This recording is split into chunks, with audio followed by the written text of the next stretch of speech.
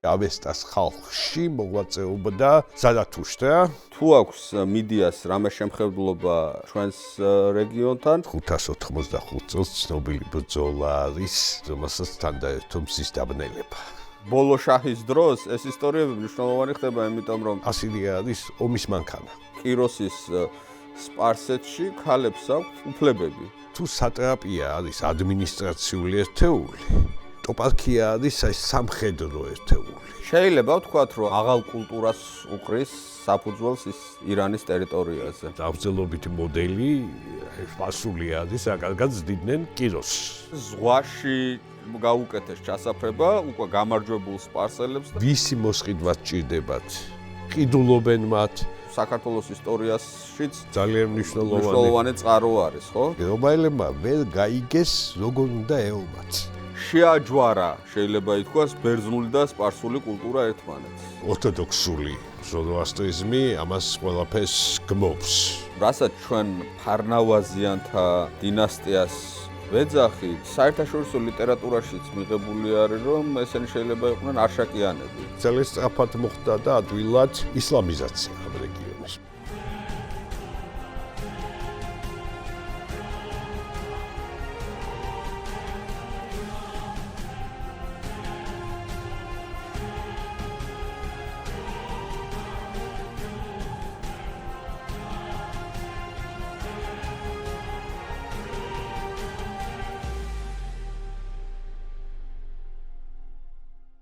მოგესალმებით, ეს არის აქტუალური ისტორია, მე ვარ ბექა კობახიძე. ჩვენ ვიწყებთ ციკლს ირანის ისტორიაზე. მოგეხსენებათ ირანში მიმდინარე მოვლენების კვალდაკვალ, ჩვენ გვქონდა უკვე ერთი ეპიზოდი ჩაწერილი ირანის ისლამურ რევოლუციაზე, ხოლო დღეიდან ვიწყებთ ირანის ისტორიას ანტიკური დროიდან მე-20 საუკუნემდე. ეს მოიცავს როგორც საკუთრივ ირანის ისტორიას, ასევე საქართველოსა და კავკასიის ურთიერთობას ირანთან. ეს არის ძალიან მნიშვნელოვანი თემა, რომელმაც ანტიკური პერიოდიდან უყოლებული ვიდრე მე-19 საუკუნემდე დიდწილად განსაზღვრა საქართველოს ისტორია, იმიტომ რომ ირანი როგორც დიდი სახელმწიფო, დიდი იმპერია იყო ჩვენს მეზობლად, შესვენებებით, პერიოდული შესვენებებით და ჩვენი ბედიღბალი, გვინდოდა ეს თუ არ გვინდოდა, იყო ამ ქვეყანაზე დამოკიდებული. დღევანდელ ეპიზოდში კლავდებურად ჩემი სტუმარი არის ჩემი უფროსი კოლეგა და მეგობარი, აღმოსავლეთ მცოდნეობის ინსტიტუტის დირექტორი, ილიაუნის პროფესორი ბატონი გიორგი სანიკიძე და თამამად ვიტყვი, რომ ქვეყნის მთავარი ირანისტი.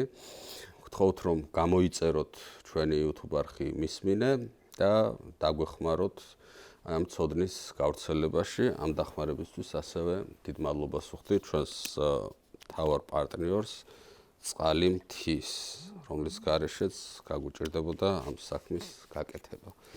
წყლის ძალა მოგცეთ ღმერთმა.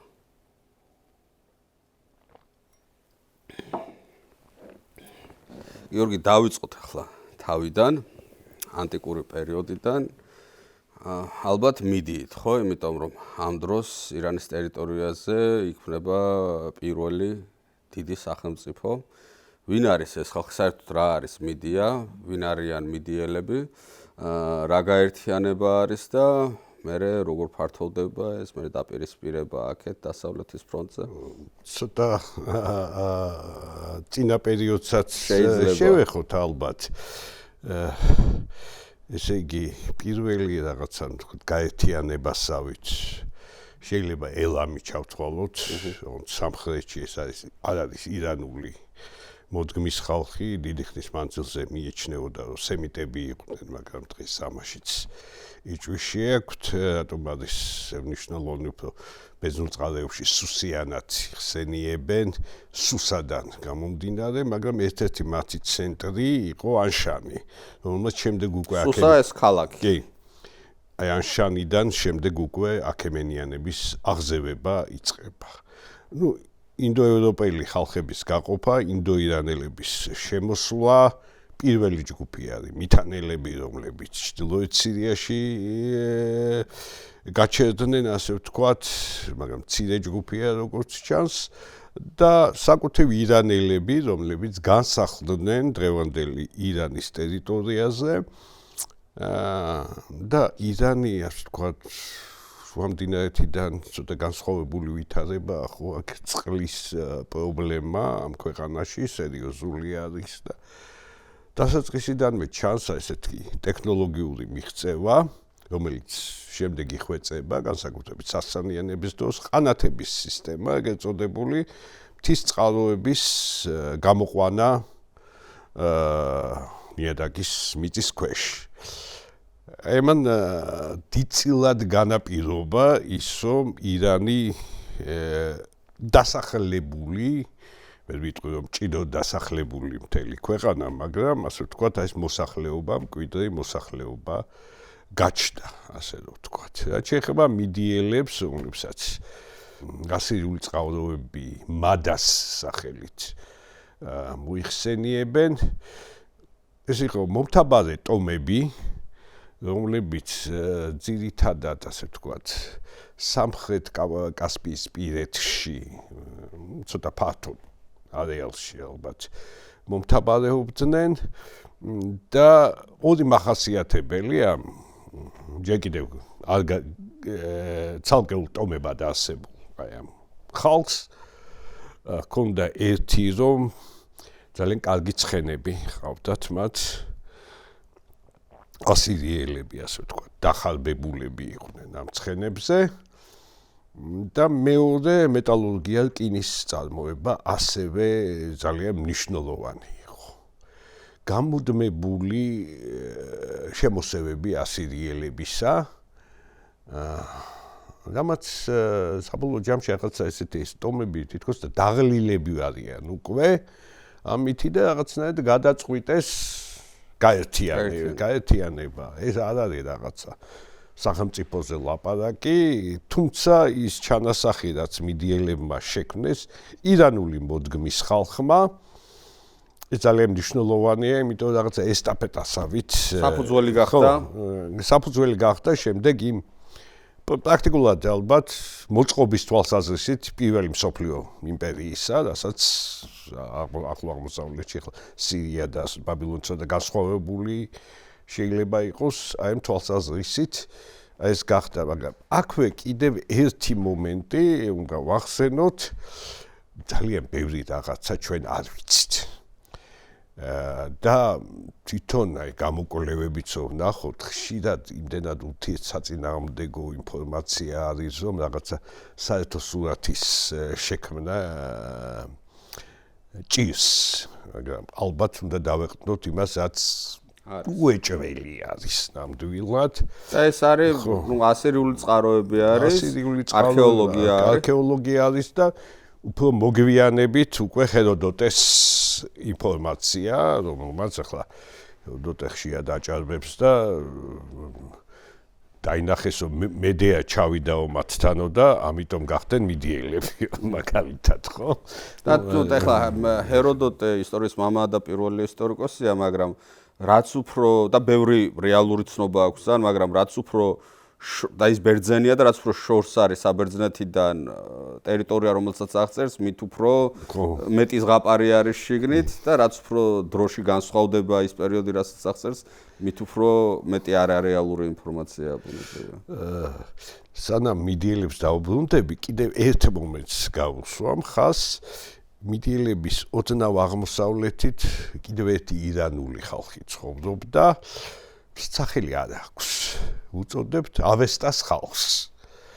და მიღებული თვალსაზრისით, სწორედ ავესტას ხალხში, ანუ ავესტა, ასე ვთქვათ, საფუძველია ზოროასტრული რელიგიისა, ეს ავესტას ჰიმნები, სწორედ ამ ავესტას ხალხში ჩაისახა ლეგენდით მათ მეფეც ყავდა და სწორედ აი ამ რეგიონში, ავესტას ხალხში მოღვაწეობდა ზარათუშტრა, ზოროასტრი ბერძნულად, რომლის მოღვაწეობამაც ძალიან დიდი როლი ითამაშა, იგივე შემდგომ მისმა შექმნილმა, ასე ვთქვათ, საფუძვლებმა ახალი რელიგიისა, შემდგომ უკვე იგივე მიდიის, აქემენიანების და განსაკუთრებით პართიელების და სასანიანების დროს. დავბრუნდეთ მიდიას, ვიცით რამდენიმე მეფის სახელი, სხვადასხვა წარმოთქმით ძალიან სხვადასხვა არის, თქვათ ძველ სპარსულად სხვადასხვა გამოითქმის, მაგრამ ბერძნული ფორმებით უფრო პირველი არის დეიაკუ, რომელიც ებრძვის ასირიელებს, მაგრამ დიდად წარმატებული არ არის. ეს არის რეგიონში ასირიელები და მიდიელები არიან ორი ყველაზე დიდი ძალა. მიდიელები გასაგებია დღევანდელი სპარსეთის ტერიტორია დაახლოებით, ხოლო ასირიელები აქეთ უფრო შუამდე ირანეთისკენ. და აქ უფრო შემდეგ კიაქსარესი არის ყველაზე მნიშვნელოვანი. ეს არის სადღაც ძველი წელთაღრიცხვის 625 წლიდან. კიაქსარესი უკვე თავის, ასე ვთქვათ, ქსელს ქმნის ასევე ჯარების სახეობებს. ქსელს ათვალსაზრისით ის უკავშირდება ლიდიას, ის უკავშირდება ბაბილონს. 622 წელს ასირიელები ამარცხებენ. ჩვენ წელთაღრიცხვამდე, თქმა უნდა. ამარცხებენ მიდიელებს, მაგრამ სიტუაცია იცვლება და 612 წელს როგორც ჩანს ბაბილონელებთან ერთად მიდიელები ამარცხებენ ასირიელებს და 605 წლისთვის უკვე ეს ახალასირიული სამეფო არსებობას წყვეტს და თითქოს, ასე ვთქვათ, მიღებული შეხედულებით ორ ნაწილად იყოფა მისი ტერიტორიები ბაბილონს და მიდიას. აი ასეთი ფორმით და შემდეგი მეფე, რომელიც ძალიან ხანგრძლივად არის, ეს არის უკვე ასტიაგესი, რომელიც რაც ინფორმაცია გვაქვს დიდად არაფრით გამოირჩევა იმით ალბათ, რომ მისი ქალიშვილი ხდება სპარსეთის პარსას რეგიონის მმართველის კამბისესის ძოლი და მათი ვაჟი ხდება კიროს მეორე ამ ასე ვთქვათ დინასტიური ქორწინებიდან და აქ იწყება სწორედ სადღაც ისტორია აქემენიანთა ირანის ისტორია ძალიან საინტერესო და ძალიან საგულისხმო მრავალი კუთხით პირველი სროლისა კიროსზე უნდა ვილაპარაკოთ. სანამ გადავალთ ბატონო, მანამდე 2-4 კითხვას დაგისვამთ. ერთი რომ უშუალოდ აი სანამ აქემენიანები იქნებიან, თუ აქვს მიდიას რამე შემხედლობა ჩვენს რეგიონთან და ეს აქემენიანები, ეს ასე ვთქვათ, დინასტიური ტრანზიცია არის ეს თუ ეს ძალიან საინტერესო კითხვა. ეს აქემენოსი კიდეს ვინც არის ამ დინასტიის შემხედლობას რაც შეეხება ძალიან მცირე ინფორმაცია გვაქვს, იმიტომ რომ მიდიელებს არ ჰქონდათ საკუთარი დამწერლობის ენა ან რაღაცა სხვა ენაზე საკუთარი წარწერები ან რაღაც ამას არაფერს არ ვიცნობთ, ესე იგი ყოველთვის მათი მტრების პირველ რიგში ასირიელების მიერ ასებული ჩანაწერებიდან ვიგებთ. რამდენად ქონდა რეგიონთან კონტაქტი ჩვენ რეგიონთან, ვერ გეტყვით, თუმცა შეუძლებელია არ ყოფილიყო კონტაქტები და ეს არ არის გამოხატული, თქვათ, იგივე მიდიური არტეფაქტები ძალიან ცოტა არის ზოგადად, ამიტომ რთული არის მსჯელობა იმის შესახებ, რამდენად იყო ეს გავლენა და კონტაქტები. ხო, პრინციპში მიდიის თანამედროვე არის კოლხას სამეფო, დიაოხი ამ დროს ქვემოთ არის, ხო და არ არის მათ კოლხას და დიაოხს უფრო ასურეთთან აქვს კონტაქტი ვიდრე მიდიასთან, ხო? ამიტომ ესეთი მიდია ჩვენთვის მაინც ცალკე მდგომი არის რეალურად. რაც შეეხება ამ ტრანზიციას. ეს ერთდროულად ალბათ არის ტრანზიციაც და ახალი სახელმწიფოებრივობაც. ერთდროულად, იმიტომ რომ თუნდაც საინტერესო ფაქტი უფრო ცოტა წინო გადავინაცვლოთ. მიდიელების სახელი შემორჩა შემდგომაც და იგივე ბერძენი ისტორიკოსები ბერძენ მიდიელთა ომებზე წერენ ხშირ შემთხვევაში. ვიდრე აქემენიდებზე, ხო, მაგრამ ამასთანავე ერთი ძალიან მნიშვნელოვანი მომენტი რომ ეს არ არის რაღაცა ერთი სახელმწიფო განადგურდა მეორე ჩაენაცვლა. თავისთავად მიდიური სახელმწიფო ალბათ უფრო კონფედერაციის ფორმაზე შეიძლება ვიმსჯელოთ. აქემენიანთა სახელმწიფო კიდე უფრო, ესე იგი, ცენტრალიზებისკენ მიმართული, ესე იგი, ძალიან ცენტრალიზებული შეუძლებელია ყოფილიყო, მაგრამ კიროსის დროს და განსაკუთრებით დარიოსის დროს ბევრი რამ გაკეთდა ამ მიმართულებით. სადაც კიროსი ანშანის მეფეები არიან მისი წინაპრები, კიროს მეორე არის თინო თვითონ ქურუში სპასულად იწყებს მოღვაწეობს სადღაც ხელისუფლების სათავეში ალბათ მოდის ძველი წელთა რიცხვით 559 ან 558 წელს ის უპირისპირდება ასტიაგეს საბოლოო ჯამში და დაამარცხებს კიდეც მას და პრინციპში შეიძლება ვთქვათ, რომ აქემენიანთა სახელმწიფოს სადღაც ძველი წელთაღრიცხვის 550 წლისათვის საფუძველი ეყრება. მანამდე ერთი საინტერესო მომენტი არის, რაც მიდიასთან დაკავშირებით ლიდიასთან ცნობილი ომი არის, ლიდიასთან დაპირისპირებები არის ხშირი, რომელიც გაგრძელდა აქემენიანთა დროსაც, მაგრამ ძველი წელთაღრიცხვის 585 წელს ცნობილი ბრძოლა არის, რომელსაც თან დაერთო მზის დაბნელება და აღარ იომეს. და მიაღწიეს, ასე ვთქვათ, სამშვიდობო ხელშეკრულებას ლიდიელებმა და მიდიელებმა ღმერთის ნიშნად. ხო, ასეთი სამშვიდობო ხელშეკრულების ერთ-ერთი ადრეული ნიმუში, თუ ჩავთვლით ეგვიპტე ხეთების შემდეგ, ასე ვთქვათ. იწყებს კიროსი მოღვაწეობას სულიად სხვა ტიპის მონარქი ხდება. ხშირად ზოგჯერ უწოდებენ მას პირველ მონარქსაც საერთოდ ისტორიაში, იმიტომ რომ შეიმუშავა რეალურად მანამდე არნახული სისტემა. ეს სისტემა რო წარმოვიდგინოთ, დამპყრობელია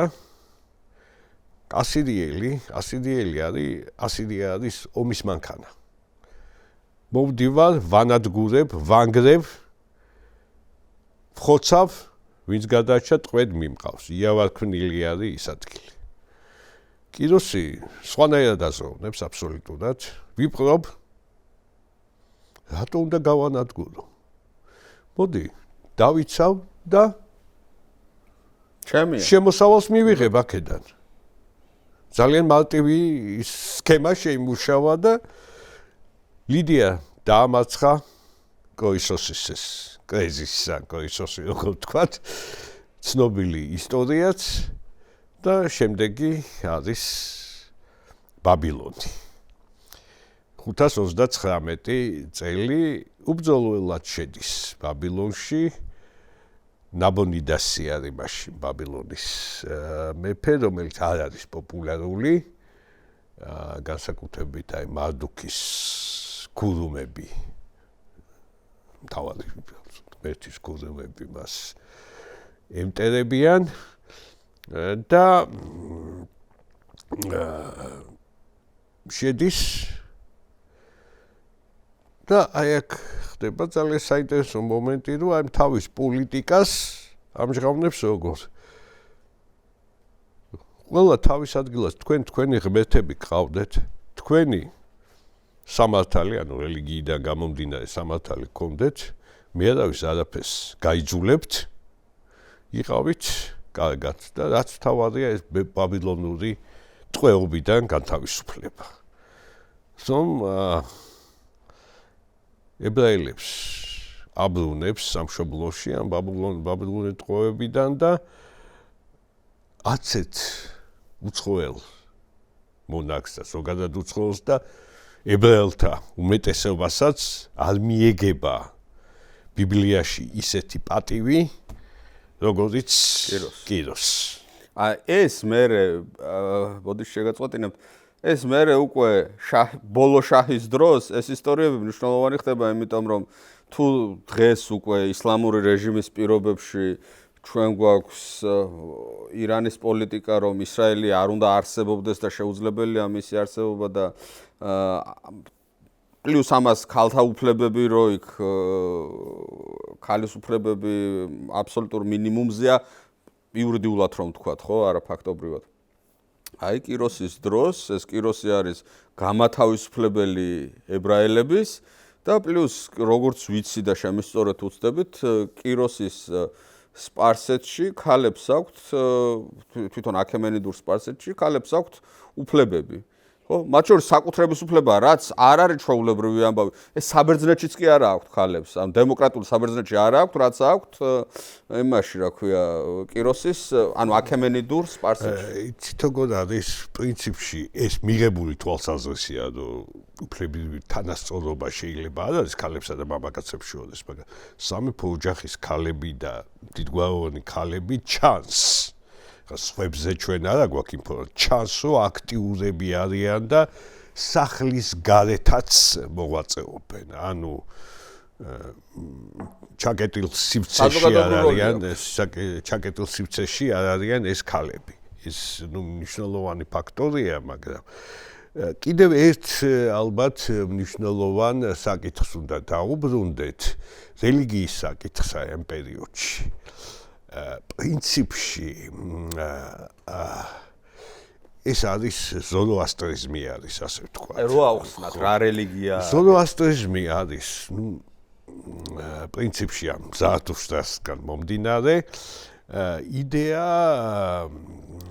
უწოდებენ დუალისტურ რელიგიას, მაგრამ ზოგ შემთხვევაში უწოდებენ მონოთეისტურ რელიგიასაც.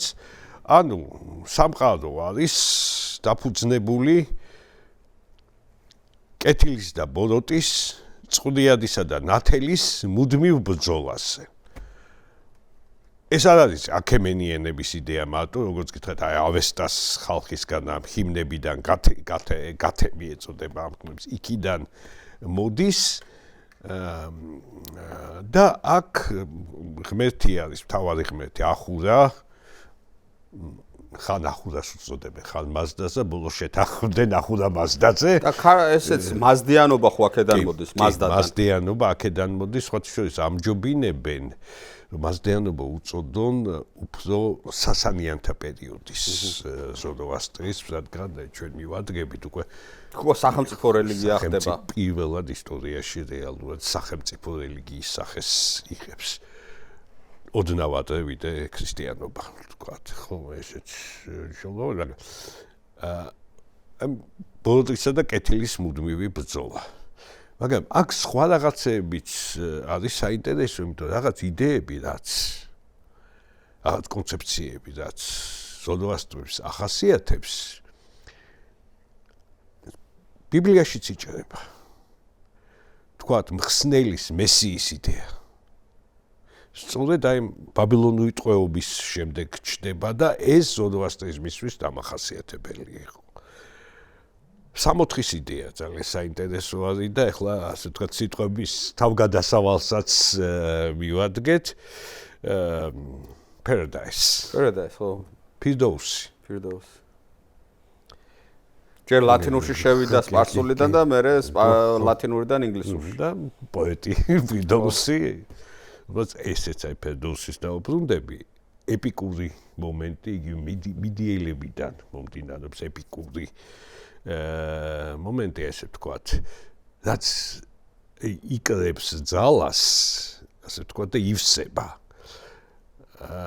და რაღაცებია, ვთქვათ, პირველი ადამიანი ჯამშიდი, პირველი დინასტია, ფიშდადიანები, ვთქვათ, პირველი მონარქი და აი ეს იდეები შემდეგ შედის აი ეპიკური ეს ეპიკა ძალიან მნიშვნელოვანია ირანულ, ასე ვთქვათ, მსოფლმხედველობასა და იდენტობაში. და ხშირ შემთხვევაში აი იდეებმა, ეპიკურმა იდეებმა დაჩრდილა ჭეშმარიტი ისტორია. კიდოსი რო ავიღოთ რეალურად მე-13 საუკუნის ბოლომდე ირანელებმა კიდოს სახელი დავიწყებული ჰქონდათ აბსოლუტურად. სამაგიეროდ ძალიან კარგად ახსოვდათ ალექსანდრე დამპყრობელი, ისკანდერი, რომელსაც არაერთი თხზულება არის მიძღვნილი მისადმი, ასე ვთქვათ, ხო?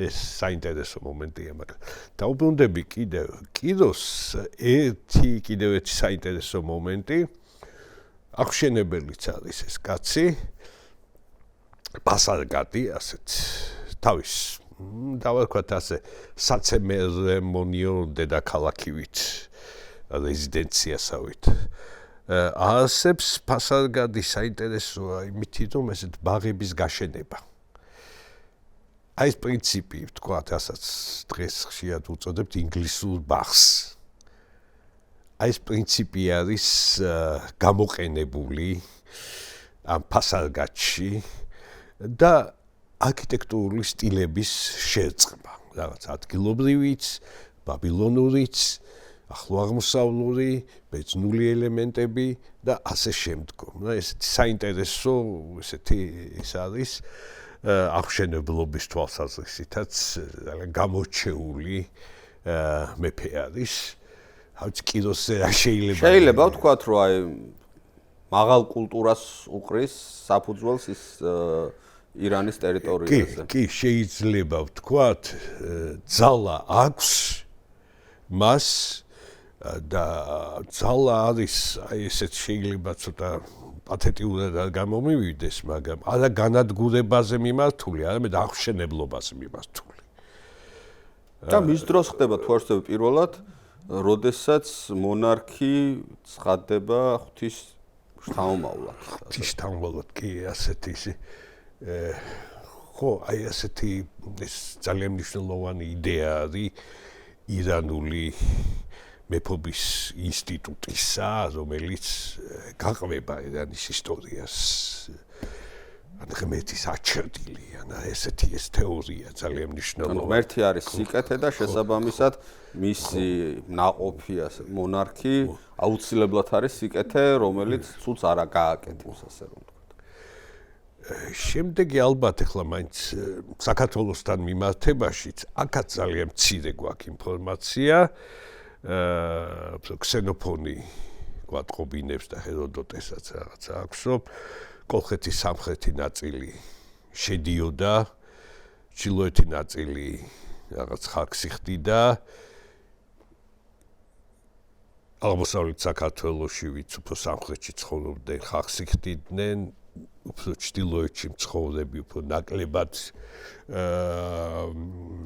დატვირთულები იყვნენ ამითი, მაგრამ ყოველ შემთხვევაში ვთქვათ ის მომენტინო კულტურული თვალსაზრისით ზეგავლენა იყო და შესაბამისად რელიგიური თვალსაზრისითაც აქემენიანთა პერიოდიდანვე იწყება ეს, ну ვთქვათ, არის სხვადასხვა მოსაზრებები ალმაზის კულტის შესახებ, არის რომ ვთქვათ ეს ხეთურიდან მოდის, არის რომ ადგილობრივის და ხეთურის შეწყმა, არის რომ ახურამაზდას რაღაცა ვარიანტია, მაგრამ თავისთავად ირანული გავლენა რელიგიური თვალსაზრისითაც არსებობდა, მას ასე ვთქვათ, ვესად ვერ წაუვალთ. ну, რა ხდება შემდეგ კიროსი დაიღუპა ცენტრალურ აზიაში ბრძოლებში, უკვე მოხუცებული, ის შეცვალა კამბისესმა, როგორც გნებავთ, რომელიც ისეთი მონარქი ნამდვილად არ იყო, როგორც კიროსი, მისი დამსახურება არის ბრჭყალებშია, ვიცი. ეგვიპტის დაპყრობა, ეგვიპტე უნიშნელოვანესი, ახლა იგი მთელი ისტორიის მანძილზე ალბათ უმნიშვნელოვანესი როლი ჰქონდა, ვინც აკონტროლებდა ეგვიპტეს ბევრ რაღაცას აკონტროლებდა და ის უკანა გზაზე იღუპება, ეს იყო მკვლელობა თუ თქვათ მოიწამლა თუ რაღაცა, რავი, და ცოტა არეულობა იწყება ამის შემდეგ. ცუ ბარდია ის ხელისუფლების სათავეში, რომ ბარდია იყო მისი ძმა, რომელიც მოკლა, თვითონ ასე მყოფს ინფორმაცია და ეს ცუ ბარდია იყო ერთ-ერთი მოგვი. და ეს მოგვი მოდის ხელისუფლების სათავეში და მასაც ჩამოაგდებენ და შემდეგ რეალურად ირჩევენ მეფეთ აქემენიანთა ერთ-ერთი განშტოების წარმომადგენელს დარიოს ან დარიაუშს, რომელიც ასე ვთქვათ კიროსის ტოლი მონარქი გამოდგა და მისი დარიოს მეორე არის. მეორე ხო. მისი მოღვაწეობა ასე ვთქვათ ერთ-ერთი ასე ვთქვათ საკვანძო მომენტი არის იმ თოინტელი სოფლიოს ისტორიაში ძალიან ბევრი თვალსაზრისითაც. თუ თქვათ კიროსის დროს იყო მაინც ესეთი კონფედერაციული მოწყობის, ეს უკვე ცდილობს, რომ სახელმწიფოს იმპერიული ფორმა შექმნას, სახელმწიფოს ყოფს, იმპერიას ყოფს სატრაპიებად, 20 სატრაპია იქმნება. ბევრი ბრძოლა აქვს მას 11 აჯანყება მოაწყეს მის წინააღმდეგ და 19 ბრძოლა, გამართა დიდი ბრძოლა, ასე ვთქვათ, რაც ცნობილი არის სატრაპიების სათავეში ის აყენებს თავის ერთგულ ხალხს და 70 ხალხს განაგებს. ამასთანავე ქმნის ეგრეთ წოდებულ ტოპარქიებს. თუ სატრაპია არის ადმინისტრაციული ერთეული, ტოპარქია არის სამხედრო ერთეული. უფრო და ეს ისთვის ხდება, რომ ტოპარქიის და სატრაპიის საზღვრები ერთმანეთს არ ემთხვევა. ანუ კონტროლის თვალსაზრისით სატრაპმა რო სეპარატისტული მიდრეკელებები ვერ გამოავლინოს. სეპარატისტული ასე ვთქვათ, განწყობები რომ ჩაიხშოს ჭკვიანური, ასე ვთქვათ, ესენი ეს ტოპარქიის და სატრაპის მმართველები ერთმანეთს აკონტროლებენ, კონკურენციაში არიან. ესეთი შექმნა მოდელი მეორე ძალიან მნიშვნელოვანი სამეფო გზა. 2600 კილომეტრი წარმოიდგინეთ, ესე იგი მოკიწყლულია თუ რაღაცა, ესეთი გზა არის ნამდვილი, სადაც რაღაცა გარკვეულ მანძილებზე საფოსტო სადგურები არის.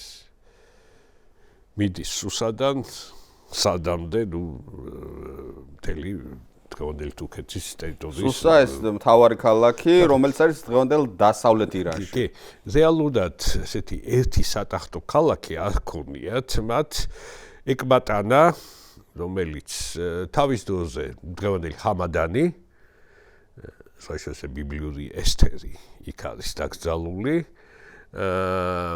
ერთ-ერთი დედაქალაქი, ეს არის ბაბილონიც, ეს არის უკვე თვითონ საკუთრივ დარიოსის მიერ აგებული, მაგრამ დარიოსის დროს ვერ დამთავრდა. ეს არის პერსეპოლისი.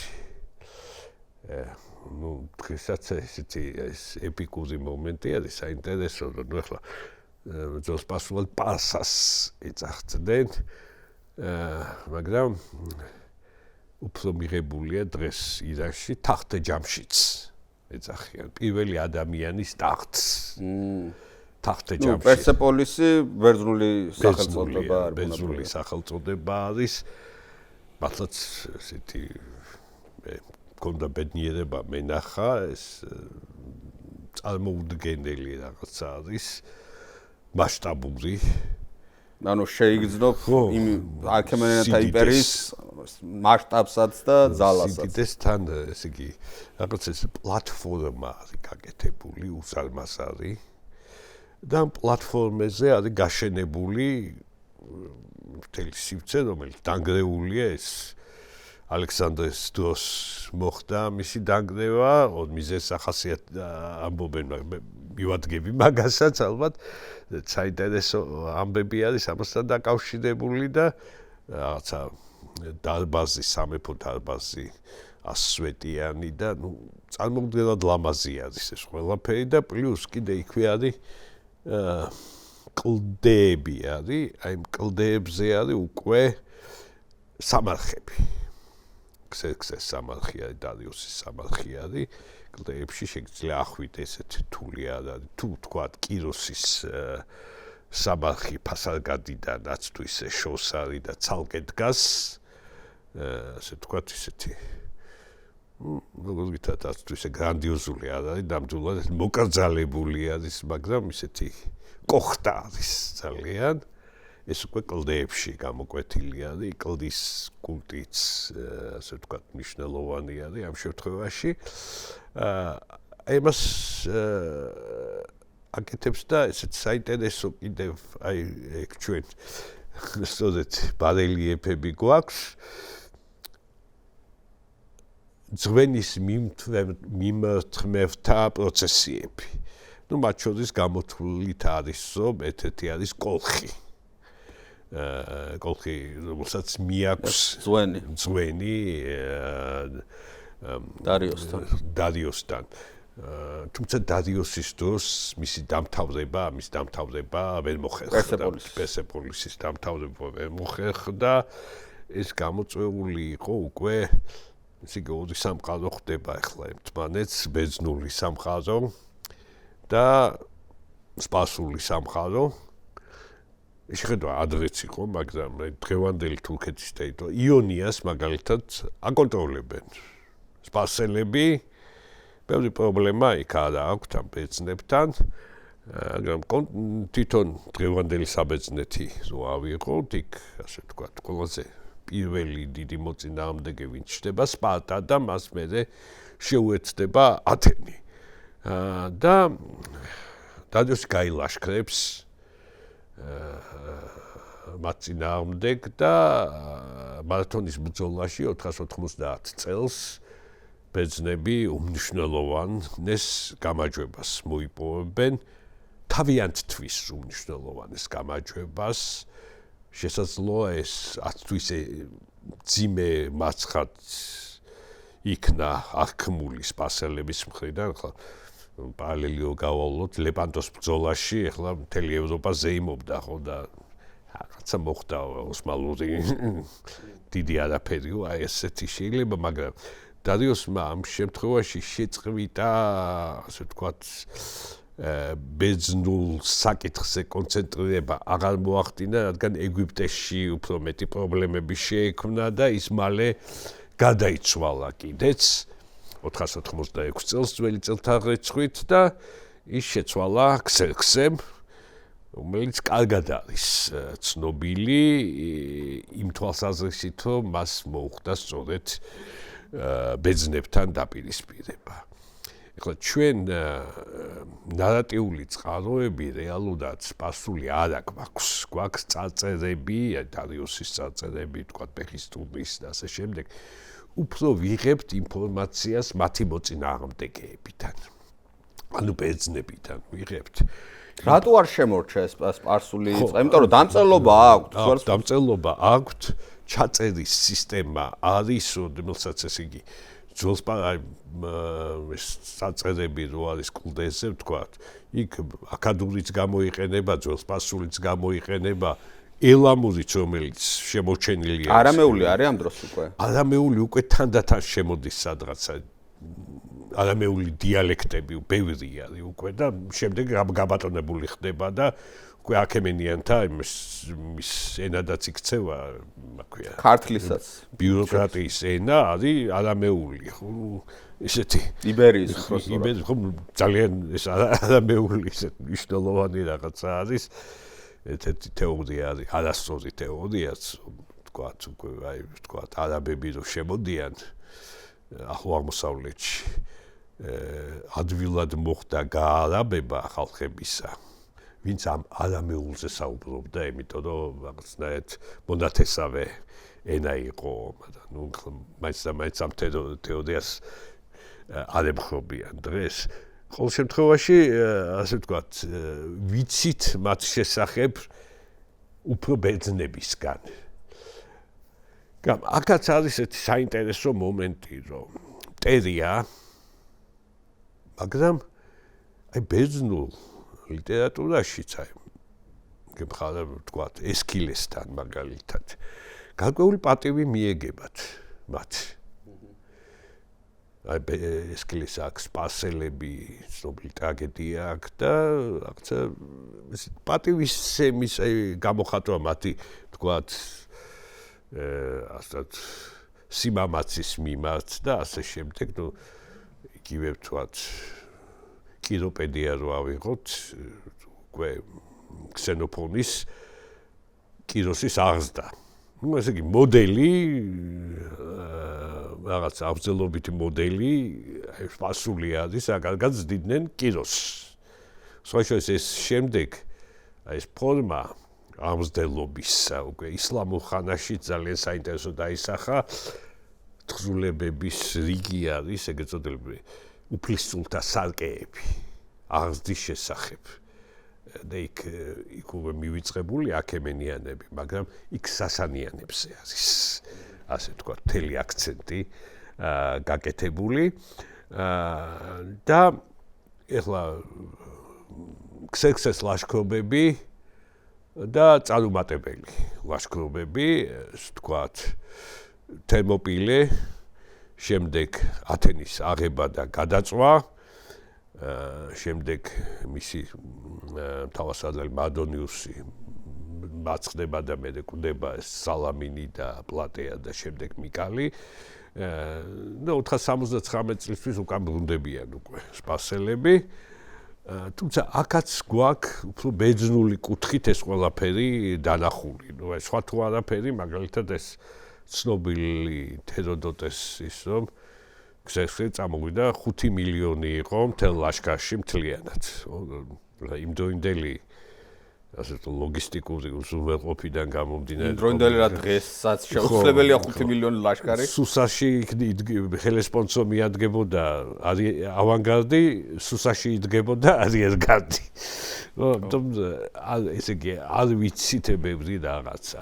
მაგრამ აი მე ბოდიში ჩაგერთვებით მან აი ლოგიკა აი მე როგორც ხედავ ხა მე 20 საუკუნის ისტორიკოსი ვარ და ანტიკური ჩემთვის ძალიან შორეულია, მაგრამ მაინც რაც წამიკითხავს ლოგიკა ამ ბერძენ სპარსელთა ომების არის ის რომ იმდროინდელი სამყარო როგორიც ეს ჩვენ ვიცით არის აი ეს იმ ზომის რაზომაზეც აი ეს ბერძნული და სპარსული კულტურა ვრცელდება და ეს აღმოსავლეთის და დასავლეთის ცნობილი დაპირისპირება, რომელიც გრძელდება საუკუნეების მანძილზე შეიძლება ითქვას დღემდე, თქვათ აღმოსავლეთს ამ ისტორიის მანძილზე სხვადასხვა დროს სხვადასხვა სახელი ჰქვია, დასავლეთს სხვადასხვა დროს სხვადასხვა სახელი ჰქვია, მაგრამ ნუ ეს არის პრინციპში, მაგრამ მასშტაბები ბერძენთა და სპარსელთა შეუდარებლად განსხვავებულია, იმიტომ რომ სპარსეთი არის ძალიან დიდი.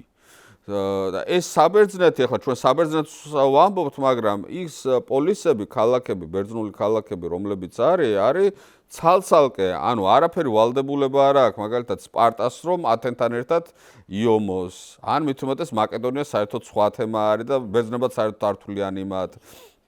ასე შემდეგ და ის რომ ნუ ეს დარიოსი მიდის, ეუბნება რომ ეხლა თქვენ მე დამორჩილდით, მართველები ინიშნებოდნენ, რომ ანუ თქვენ გქონდეთ თქვენი წყობა, იყოს კი ბატონო ეს დემოკრატია, მაგრამ ნუ კონტროლი უნდა გქონდეს ჩვენ. ათენი ავარდება ამაზე, უშუალოდ ათენი ავარდება ამაზე, მოკლედ აჯანყდებიან, გაყრიან ამათ, მერე გააგზავნიან სპარსელები ელჩს, მერე ესენი ელჩებს დახოცავენ, ეს წარმოუდგენელი რაღაცა არის, რომ ელჩები დაგვიხოცეს და ეს რომ აი ამ ესე იგი მარათონის ბრძოლაში, აი თქვენ სწორად თქვით, რომ სპარსელების პერსპექტივით დიდი არაფერი მოხდა და ბერძნებისთვის დიდი გამარჯვება არის. რატო? იმიტომ რომ სპარსელების შემთხვევაში ახლა იქ ცალკეული სატრაპიები მივიდნენ საბრძოლველად. ეს არ ყოფილა დარიოსი არ ჩასულა იქ და რაღაცა მთელი იმის სპარსეთის ორგანიზება არ ყოფილა, მაგრამ ათენისთვის როგორც ერთი ქალაქისთვის ეს იყო დიდი გამარჯვება. ესეც ცოტა სასწაული იყო, რომ აი გადავიდნენ, ესენიც გამოვიდნენ მარათონის ველზე, ესენიც გამოვიდნენ, უყურებენ ერთმანეთს, სპარსელებმა იფიქრეს, რომ მოდი ახლა ჩავსდეთ გემებში, წავიდეთ ათენზე, იმიტომ რომ ათენში არავინ არ არის, ყველა ათენელი აქ არის და ამ დროს რომ ევაკუაციას აკეთებენ სპარსელები, ამებმა დაარტყეს და ნუ ისინი შოკში იყვნენ, იმიტომ რომ უმცირესნი იყვნენ ათენელები და ესთნაირად მოიგეს. მერე უკვე ეს თერმოპილეს ამბავიც ალბათ ძალიან მნიშვნელოვანია. თვითონ აი ეს სამასის პარტელის ისტორია, იმიტომ რომ სპარსელები მიეხმარნენ ამ დროს ათენელებს და სტრატეგიულად უმნიშვნელოვანესი გამარჯვება მოიპოვეს და თან ძალიან ჭკვიანური, იმიტომ რომ ათენში შეუშვეს და მერე გაჭედეს ზღვაში გაუკეთეს ჩასაფრება უკვე გამარჯვებულ სპარსელებს და ლოგისტიკურად ყველა ხაზები მოუსპეს და ზღვაში ჩაახშვეს შეიძლება ითქვას. და აი ამის მერე რასაც აკეთებენ სპარსელები, ის არის რაც ხდება დღეს, აი დღევანდელ სამყაროში. ამაზე შეიძლება რომ ვილაპარაკოთ, რომ მაგალითად ათენში არის დემოკრატია. ხო? ნუ სპარსელებმა დაინახეს, რომ ლოგისტიკურად ეს შორს არის, ორი დიდი ბრძოლა წავაგეთ, როგორც მარათონის, ასევე თერმოპილესი. და მოდი სხვანაირად მივუდგეთ ამ საკითხს. მოდი მოვისყიდოთ მათი ორატორები, მათი ლიდერები, გადმოვიბიროთ, ვიყიდოთ ფულით. და დემოკრატიის ის სისტემები, რაც დღეს ჩანს თავისუფალ სამყაროში, რომ აი ეს რუსეთის პროპაგანდისტები, გამფენილები არიან, ეს ამერიკაში იქნება, საფრანგეთში იქნება, გერმანიაში იქნება, თუ აფინანსებენ და აფინანსებენ ავტორიტარული რეჟიმები, ანტისისტემურ, ანტისახელმწიფოებრივ ძალებს ამ ქვეყნებში, პრინციპში ეს არის ქსერქსესა და სპარსელების გამოგონება. ისტორიაში ბევრი რაღაცა, ასე ვთქვათ, მეორდება. ერთი, ნუ აი თემისტოკლეს ფიგურას ავიღოთ, რომელიც გმირია, მაგრამ გააგდებენ მერე და სპარსელების სამსახურში ჩადგება.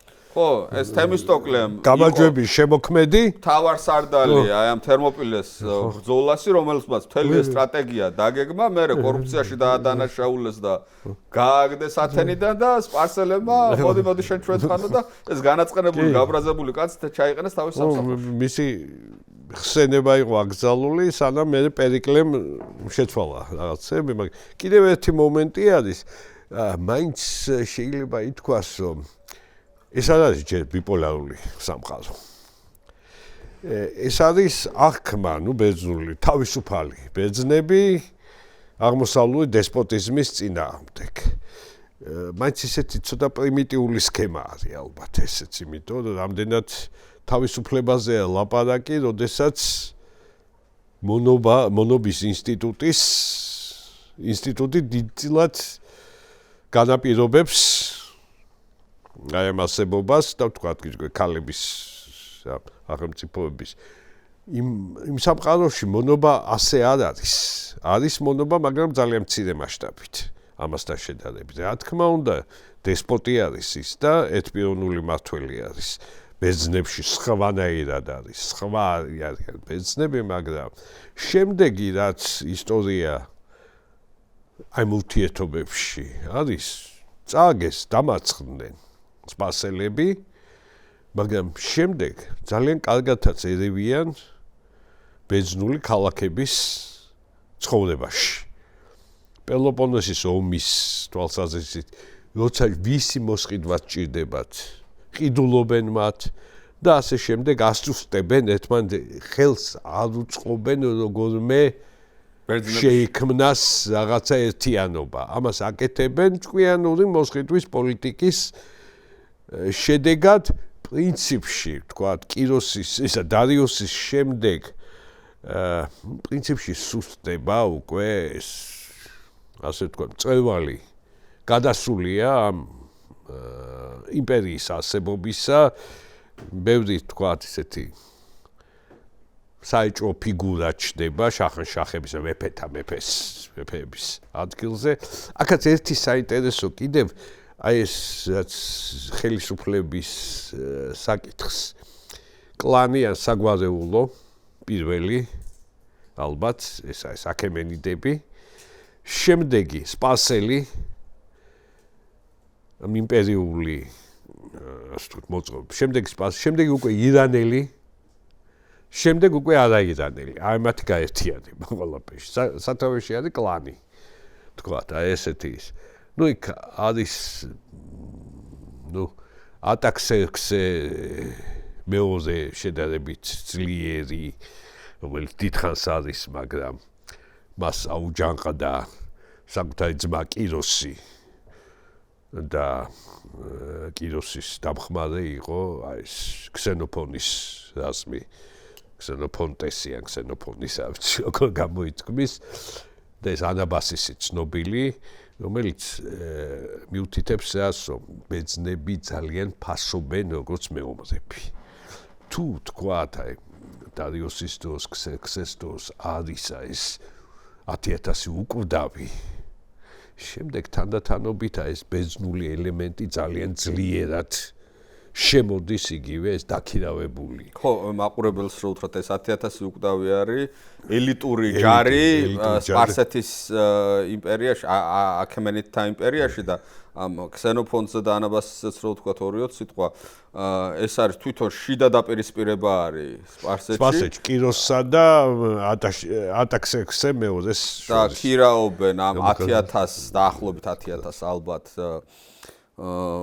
ბერძენს, ესენი შედიან სიღრმეში, შედიან და მათ შორის გამოივლიან იმ კავკასიის სამხრეთ ტერიტორიებსაც და ეს ქსენოფონტე არის მემატიანე შეიძლება ითქვას, იმიტომ რომ დეტალურად აღწერს ვინ ტომები არიან, რა არიან და ამ ხრივ საქართველოს ისტორიაშიც ძალიან მნიშვნელოვანი წყარო არის, ხო? მნიშვნელოვანი წყაროა და ამითი ამ 10,000 კაცით, რომელიც მე ამ ბრძოლის შემდეგ უკვე სახლში ბრუნდება, ბერძნები იცნობენ სპარსეთს, თუ რა არის სპარსეთი, იმიტომ რომ მანამდე ეს სპარსელები ჩადიოდნენ საბერძნეთში სალაშქროდ, თორე ბერძნები სპარსეთში არ ყოფილან და ჩააქვთ ეს ამბავი, რომ დიდებული ქვეყანა არის, კაცო, ეს პერსეპოლისი და უმდიდრესი და რაღაცა და ჩდება პრინციპში ეს არის პრერეკვიზიტი, შეიძლება ითქვას ალექსანდრე მაკედონელის ლაშქრობისა მერე, რომ ამათ ჩააქვთ ამბავი, რომ მიმზიდველი ადგილია. და უნდა ჩავიდეთ, ხო? ქსენოფონი მნიშვნელოვანი მოვლენა არის და კიდევ ერთ საინტერესოა რომ რამდენად ძლიერი არის აქაც აჩვენეს ეს უკანა გზაზე მოდი 1000 პრობლემა შეხვდათ ამათ უკანა გზაზე მაგრამ ესეთი გამოწრთობილი მეომრები რომლებიც გაიარეს ყველა გადალახეს ყველა წინააღმდეგობა ყველა წინაღობა და დაბრუნდეს ამ 401 წელი ჩვენ წელს აღრიცხვამდე კი და ნუ ბოლო აკორდი ალბათ არის აქემენიანთა ბოლო აკორდი არის ალექსანდრეს გამოჩენა, ფილიპეს გამოჩენა, თვითონ სიტუაცია დაძაბული არის აქემენიანთა სახელმწიფოში, სულიან გამოდმებით ერთმანეთს ეს შაჰები და ბოლოს ეს დარიოს მესამე ადის ტახტზე და ერთი მომენტი არის რომ თვითონ სპარსელები ცდილობდნენ და გააკეთეს რომ შეუძლებელი გამხდარიყო იმ კავშირი ბერძნულ ქალაქებს შორის ეს ფილიპეს ასე ვთქვათ სასარგებლო გამოდგა იმიტომ რომ მან ცალ-ცალკე შეძლო ბერძნული ქალაქების განადგურება და დამოჩილება და ასე ვთქვათ მას გზა გაეხსნა უკვე დაპყრობებისკენ ამდოს კვდება და უკვე ალექსანდრეს ფიგურა, რომელიც ბევრად უფრო, ასე ვთქვათ, პოპულარული ფიგურა არის აღმოსავლეთში, ისლამურ აღმოსავლეთშიც. ვიდრე ვთქვათ, რომელიმე აქემენიანი, კიროსი თუ დარიოსი, უბრალოდ სახელებიც არიციან. და აუარებელი თხზულება არის ისკანდერ ნამე, ანუ ისკანდერი არის ფორმა, ალექსანდრესი მის შესახებ, აუარებელი ნიზამისა აქვს მაგალითად ისკანდერ ნამე და ბევრი არის ასეთი. ყველგან არის ასახული ბრძენი, მეომარი და ასე შემდეგ, ძალიან პოპულარული ფიგურა არის, რომელმაც ასეთი ეპიკური მეხსიერება დაანგრია სპარსული სახელმწიფო რეალურად, ხო? და შენი ასე ვთქვათ, დამანგრეველი უკეთესად გახსოვს, ვიდრე მაგრამ მეორეც იყო ალბათ მან, რომ მართალია ალექსანდრემ ეს ელინური კულტურა წაიღო და მოძდო თელს აღმოსავლეთსაც და სამხრეთსაც პრინციპში, მაგრამ ესე არ ყოფილა, რომ მიდიოდა და ანგრევდა იმას, რაც იყო.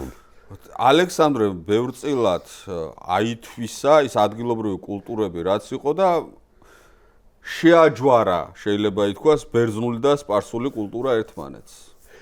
ასეთი რაღაცა ალბათ ყველაზე ეს რედიარდ კიპლინგის ცნობილი ლექსი რო გავიხსენოთ. დასავლეთია, აღმოსავლეთია, ისინი ადგილიდან არ დაიწვევიან და ერთმანეთს არ შეხვდებიან. ალექსანდრემ გააკეთა ისო ისინი შეხვდნენ ერთმანეთს. ყველანაირი, ასე ვთქვათ, ხერხი გამოიყენა ამისთვის. არაფერს არ ანგრევდა, ბუნებრივია ეს. არ იყო მის სტილში ერთადერთი პერსეპოლისის მძიმე ბედი, ორი ვარიანტია აქვს, რომ ეს თითქოს იყო პასუხი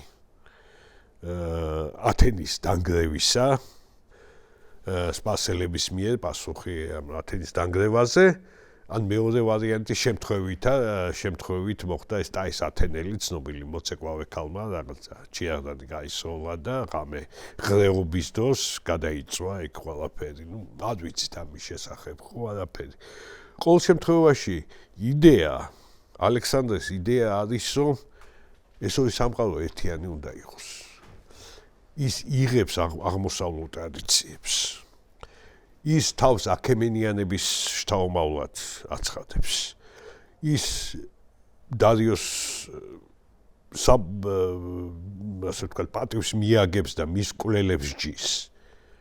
სიმბოლური მომენტი ძალიან მნიშვნელოვანი, აი ეს დიდი ქორწილი, ზოგი 10,000 ამბობს, ზოგი 50,000 მაკედონელი მეომრებისა და აღმოსავლელი ქალებისა, ასე ვთქვათ და ახალი ადამიანის შექმნის. და საფუძველს უყრის ჩემთვისაც ალბათ ყველასთვისაც ერთ-ერთ ყველა საინტერესო ეპოქას ელინიზმს. ისიც არის ალექსანდრეს მხედართმთავრების ბრძოლები, სულ მიკვირდა ეს, რომ მაინც ბევრად უფრო ხანმოკლე იყო, ხო, ცხოვრების ხანგრძლივობა იმ პერიოდში. ძალიან დიდხანს მათმა უმეტესმა ნაწილმა ძალიან დიდხანს იცოცხლა და გაუთავებლად ეომებოდნენ ერთმანეთს. ალექსანდრეს გარდაცვალების შემდეგ და ძალიან ყრმა გარდაიცვალა, თუ შეიძლება ითქვას, რომ იმ სიკეთებით მონაპოვრით ამხელა იმპერიის შექმნით ვერც ისარგებლა მან და იმპერია იშლება მის სარდლებს შორის და ირანის ტერიტორია დიდწილად დღევანდელი ირანის ტერიტორია რჩება მის სარდალ სელევკოს და სელევკიდების დინასტია იქმნება ამ ტერიტორიაზე და აი იმ თქვენი აზრის გასაგრძელებლად რომ ვთქვათ მიუხედავად იმისა რომ სარდალი სელევკოსი არის ბერძენი ეს სელევკიდების დინასტია შეიძლება ითქვას მოქმედებს როგორც სპარსული, როგორც აღმოსავლური დინასტია და გრძელდება ასე რომ ვთქვათ მის ხელში გრძელდება სპარსეთის არსებობა. ხო, აი საქართველოს ჩავთოთ ერთი მომენტი, ფანავაზის მომენტი არის აქ, ხო? მიღებული თვალსაზრისით, სწორედ ამ პერიოდში ხდება მეფე.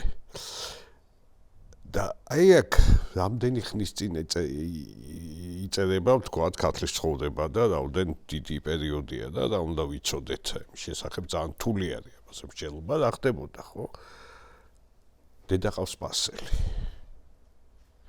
ანუ აი სპასულის იდეა და სამეფოს მეფობის ინსტიტუტის იდეა თქვათ აი ქართულშიც ეს შემდეგაც მშრალდება ქართულ სინამდვილეშიც რაღაცა იდეალიზაცია ხდება ამისი ამ მომენტის რომ აი სპასეთთან დაკავშირების და კულტურა იქიდან შემოდის აღმოსავლეთ საქართველოში განსაკუთრებით იქიდან შემოდის ძალიან დიდი გავლენა არის უფრო სასანიანების დროს ახლა ვიცით რომ ძალიან ისეთი სიტუაცია უკვე დიდი გავლენა და ხშირ შემთხვევაში ეს ზოგჯერ ძალიან წააგავს სეპიანთა პერიოდში რაც იყო ეს ურთიერთობა ასე ვთქვათ დამოუკიდებლობის ნიშნები და ამასთანავე ნაწილი იმ ქვეყნისა ეს მომენტიც არის მაგრამ ნუ სელევკს დაუბრუნდეთ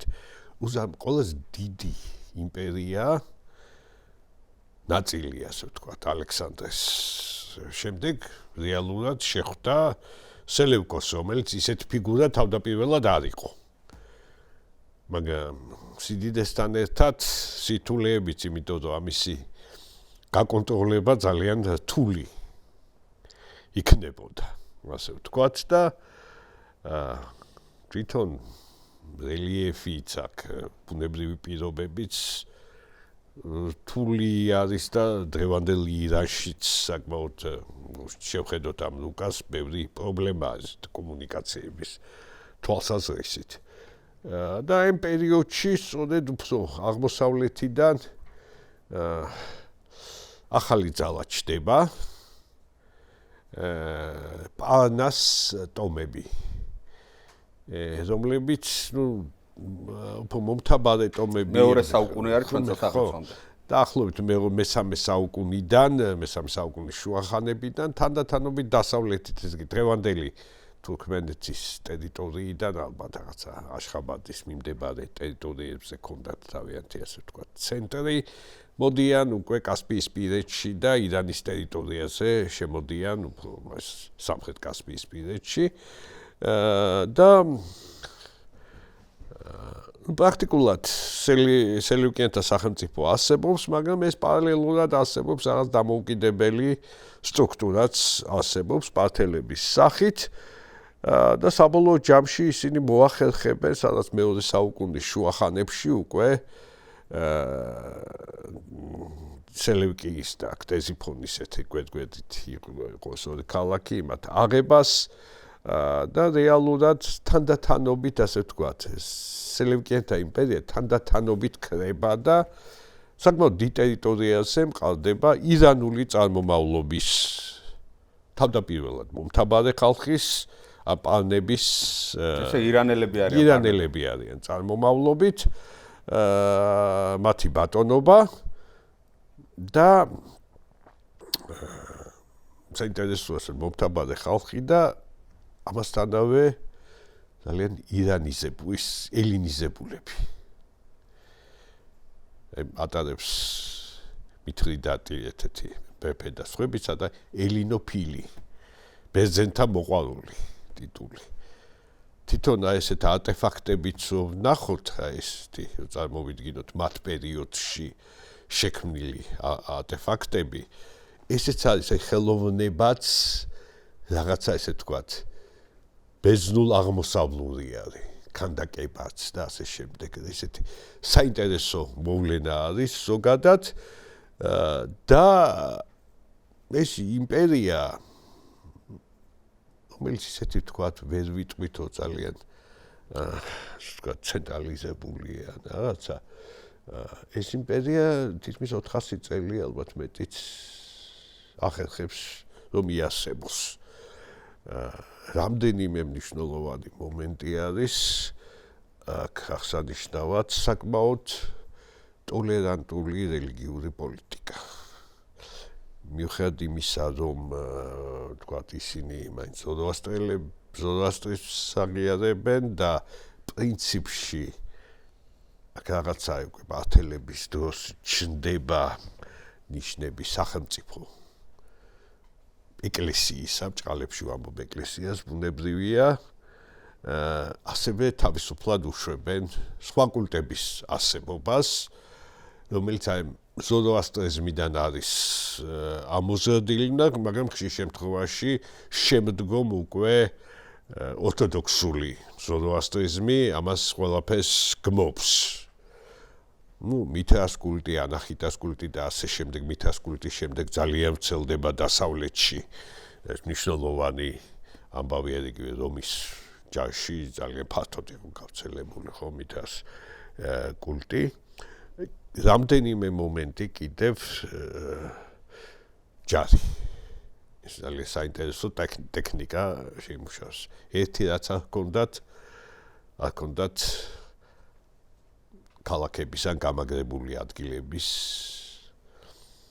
ალყის ტაქტიკა, საერთოდ არ ჰქონდათ, მაგრამ სამაგიეროდ ყავდათ ცხენები, კავალერია, მძიმედ შეჭურვილი, ეგრეთ წოდებული კატაფრაქტები, მხედარიც და ასე ვთქვათ, ცხენიც არიან შეჭურვილი, ასე ვთქვათ, აბჯრით, მსუბუქი კავალერია ამასთან ერთად.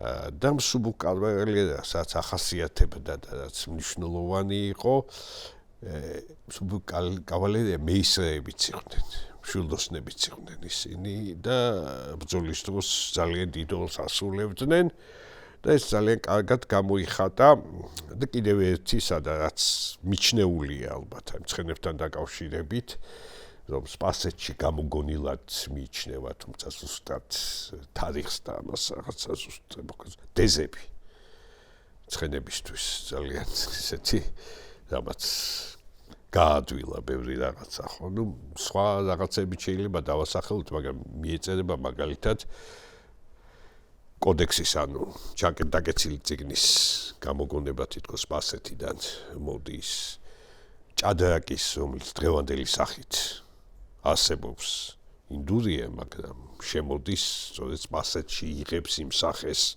რასახითაც დღეს არის გავრცელებული და ასე ბევრი რაღაცა შეიძლება დავასახელოთ ამ თვალსაზრისით. და აი ეს ტაქტიკა ძალიან საინტერესო საომარი ტაქტიკა ძალიან წარმატებული გამოდგა რომაელების წინააღმდეგ ბრძოლაში. ჩაგეჭრებთ, ესე იგი იმ დროინდელი სამყარო ხო ბერძნე, ანუ დასავლეთი თუ იყო მანამდე საბერძნეთი, მის ადგილს იკავებს რომი და მანამდე თუ ქონდა ბერძნულ-სპარსული ომები, ეხლა რომაულ-პართიული ომები გვაქვს. ეხლა რეალურად გვაქვს ბიპოლარული სამყარო. კი და რეალურად იწყება და აი თქვენ რაც თქვით, რომ კავალერია რო განვითარებულია, ეგ რომაელებს ყავთ, რომაელები ომობენ მძიმე ქვეითებით, ანუ შეჭურული ქვეითებით და ძალიან უჭირთ ამ პარტიელების წინააღმდეგ, იმიტომ რომ ესენი ცხენებით ბევრად რომ მანევრულები არიან. ანუ სწრაფად მოქმედები არიან და ეს არის პრობლემა რომისთვის. კიდე ერთი რაღაც, რაც ალბათ ხაზი უნდა გაუსვათ საქართველოსთან მიმართებით, ის რომ რასაც ჩვენ ფარნავაზიანთა დინასტიას ვეძახით, ის საერთაშორისო ლიტერატურაშიც მიღებული არის, რომ ესენი შეიძლება იყვნენ არშაკიანები. კი. ეს არის განშტოება ამ პარტიელთა მმართველი დინასტიის, რომ ესე იგი სომხეთშიც არშაკიანები არიან.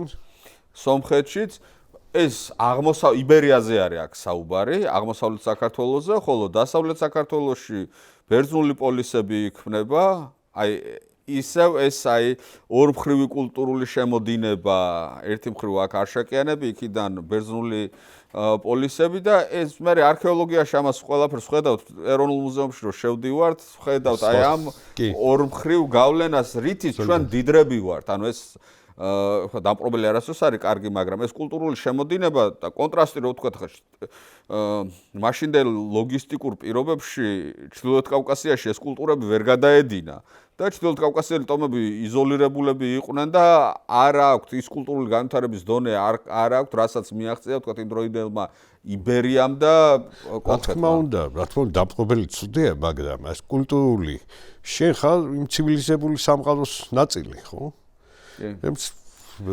და აი დამატებით ერთი ცნობილი ის რო არის არმაზის ბილინგვა სერაფიტასი ხლა მართალია ესე ლეონტი წერს რომ ფარნავაზმა გამოიგონაო ამბანიო მაგრამ ჩვენ მე-5 საუკუნემდე არტეფაქტი არ აქვს ქართული წარწერის და ეს მეორე საუკუნის არის ხო ეს ბილინგვა არმაზის რომელიც არის ორენოვანი არამეული და ბერძნული ანუ ბერძნული როგორც დასავლური და არამეული როგორც პართიული ხო და აი ამ გზაჯვარედინზე ვარ და ამ ბრძოლებში ბუნებრივია ახლა იქ პომპეუსის ლაშქრობაც ვიცით და ესე იგი აი ის მერე ფარსმანქველის ამბებიც რომ აი ამ გზაჯვარედინზე ხარ და ამ ბრძოლებში გზაჯვარედინზე და იმ რაღაც ნაწილი ხარ იმისი შეიძლება ოდნავ პერიფერიული მაგრამ ნაწილი ხარ ეს ძალიან მნიშვნელოვანი არის იგივე, ნუ რა ვიცი, არმაზის ბილინგვიდან კარგი გამოხატულება არის მართლა არმაზის ბილინგვა, აი ამ ოსამყაროს ქართულ ბიპოლარობასაც აჩვენებს. ხო, შეწყმის მაგალითის თვალსაზრისით, ნუ იგივე აშაკიანება თვლიან, ხო, რაღაც ნაწილი მეოდებ თქვა კი ხოსოიანებსაც არის მოსაზრება, რომ ეს სასანიანთა გაშტოება არის. ხო დავიწყებ დადასტურებულად ვერ ვიტყვით ვერაფერს, მაგრამ ნუ ხოსროიანი თავისთავად სპასული სახელიდან ხოსრო არის ან კონკრეტულად ჩახის სახელი, ან ზოგადად მეფის აღნიშნული. ეს მომენტიც არის, ხო? და აი what-time ბიპოლარულ სამყაროში მოხვედრილი და ნუ კარის ბრძოლა ცნობილი 53 წელს კრასუსიც, ესე იგი რომაელებმა ვერ გაიგეს როგორ უნდა ეომათ. იმიტომ რომ ეს ძიმედ შეჭურვილი ცხენები და ეს მოდიოდნენ ჯერ და უკან მოყვებოდნენ ისროდნენ ესენი და მე გაიქცეოდნენ. ესე იგი ხელჩართულ ბრძოლაში და ასე ვთქვათ ახლო ბრძოლაში არ შედიოდნენ საერთოდ. ახალი ტაქტიკა იყო, რომლის წინააღმდეგ შემუშავებული არ ჰქონდათ არაფერი და რომის ისტორიაში ალბათ ყველაზე მძიმე, ერთ-ერთი ყველაზე მძიმე მარცხი რაც განიცადეს, ხო? ამ კარის ბრძოლაში ეს კრასუსის მე ტრაგიკული სიკვდილი და რა ვიცი, ესეთი მომენტები შემდეგაც გაგრძელდა, გაუთავებლად გაგრძელდა, არა მარტო აშაკიანების დროს, არამედ სასანიანების პერიოდშიც გადავიდა, ნუ რამდენჯერმე 100 წლიანი ავიც დადეს, მაგრამ დასუსტებულდა თუ არა მეტოქე, 3 წელიწადში ომს იწყებდა ერთ-ერთი მხარე, ხო? ესეთი მომენტები იყო. ნუ აი ეს ძალიან მნიშვნელოვანია, აი ვთქვათ, აშაკიანების პერიოდში, აი პარტიის პერიოდში, რომ აი შენარჩუნებული არის ალექსანდრეს მემკვიდრეობა. ანუ თითქოს და მომთაბარე ხალხი რაღაცა ასე ვთქვათ, მაგრამ აი ეს კულტურა გაითავისეს, ელინისტური კულტურა გაითავისეს და ასე ვთქვათ, აღმოსავლურ-დასავლური შერწყმა ძალიან თვალსაჩინო არის. ასე ვთქვათ, მაგრამ შემდეგი დინასტია უკვე სრულიად სხვა პრინციპებზე ყალიბდება. მესამე საუკუნის დასაწყისში ეს არის ახალი დინასტია, სასანიანთა დინასტია. რომელსაც ისტორიას იწყებს იმავე რეგიონიდან, საიდანაც აქემენიანები გამოვიდნენ, ფარსის რეგიონიდან, ნუ სამხრეთი ირანიდან, იგივე პრეტენზიებით. აღდგენით სასანიანთა, ასე ვთქვათ, აქემენური ირანის დიდებულებისა. ძალიან ბევრი მოსაზრება არის. იგი თვითონ ეს ეპოქაც ძალიან მნიშვნელოვანი არის, საინტერესო ეპოქა არის ქრისტიანობის შემოსვლა, რომელიც თავდაპირველად უფრო აღმოსავლეთშია, ხო? ახლო აღმოსავლეთს გულისხმობს შემთხვევაში ბუნებრივია და ბევრი ცვლილება, რაც ამას მოყვება, პირველი ის რომ ეს უკვე არის არა ელინისტური ტიპის სახელმწიფო, არამედ ბერძნული მისთვის უცხოა. თუმცა კულტურული კონტაქტები ძალიან სერიოზული იყო, მოგვიანებითაც ძალიან მნიშვნელოვანი მოვლენები მოხდა ამასთან შედარებით. მეორე მომენტი არის ის, რომ წარმომავლობა ცოტა უცნაურია და იმიტომ რომ ეს ადაშირი პირველი მეფე, რომელიც ძველ სპარსულად რო ავიღოთ, ეს უკვე ენა არის საშუალო სპარსული უწოდებენ, რომელიც პარტიაშიც ნაწილობრივ უკვე არდაშირი არტაქსერქსეს. არტაქსერქსია. ხო. არტაქსერქსია, როგორც პეროზი, მაგრამ ფირუზია. ასეთი ესეც ენასთანაც საინტერესოა, ჩვენთან ფალაუს უწოდებთ. შუა საშუალო სპარსულ ენას ფეხლევი ეწოდება, ან ფახლავი. და ბოლო დინასტია, სწორედ აქედან აიღო ეს სიტყვა, ხაზი გაუსვა საკუთარ, ასე ვთქვათ, ირანულ წარმომავლობას. ირანულს, იმიტომ რომ ბოლო დინასტია სპარსული არ იყო, ირანული იყო. თუმცა რაღაცა.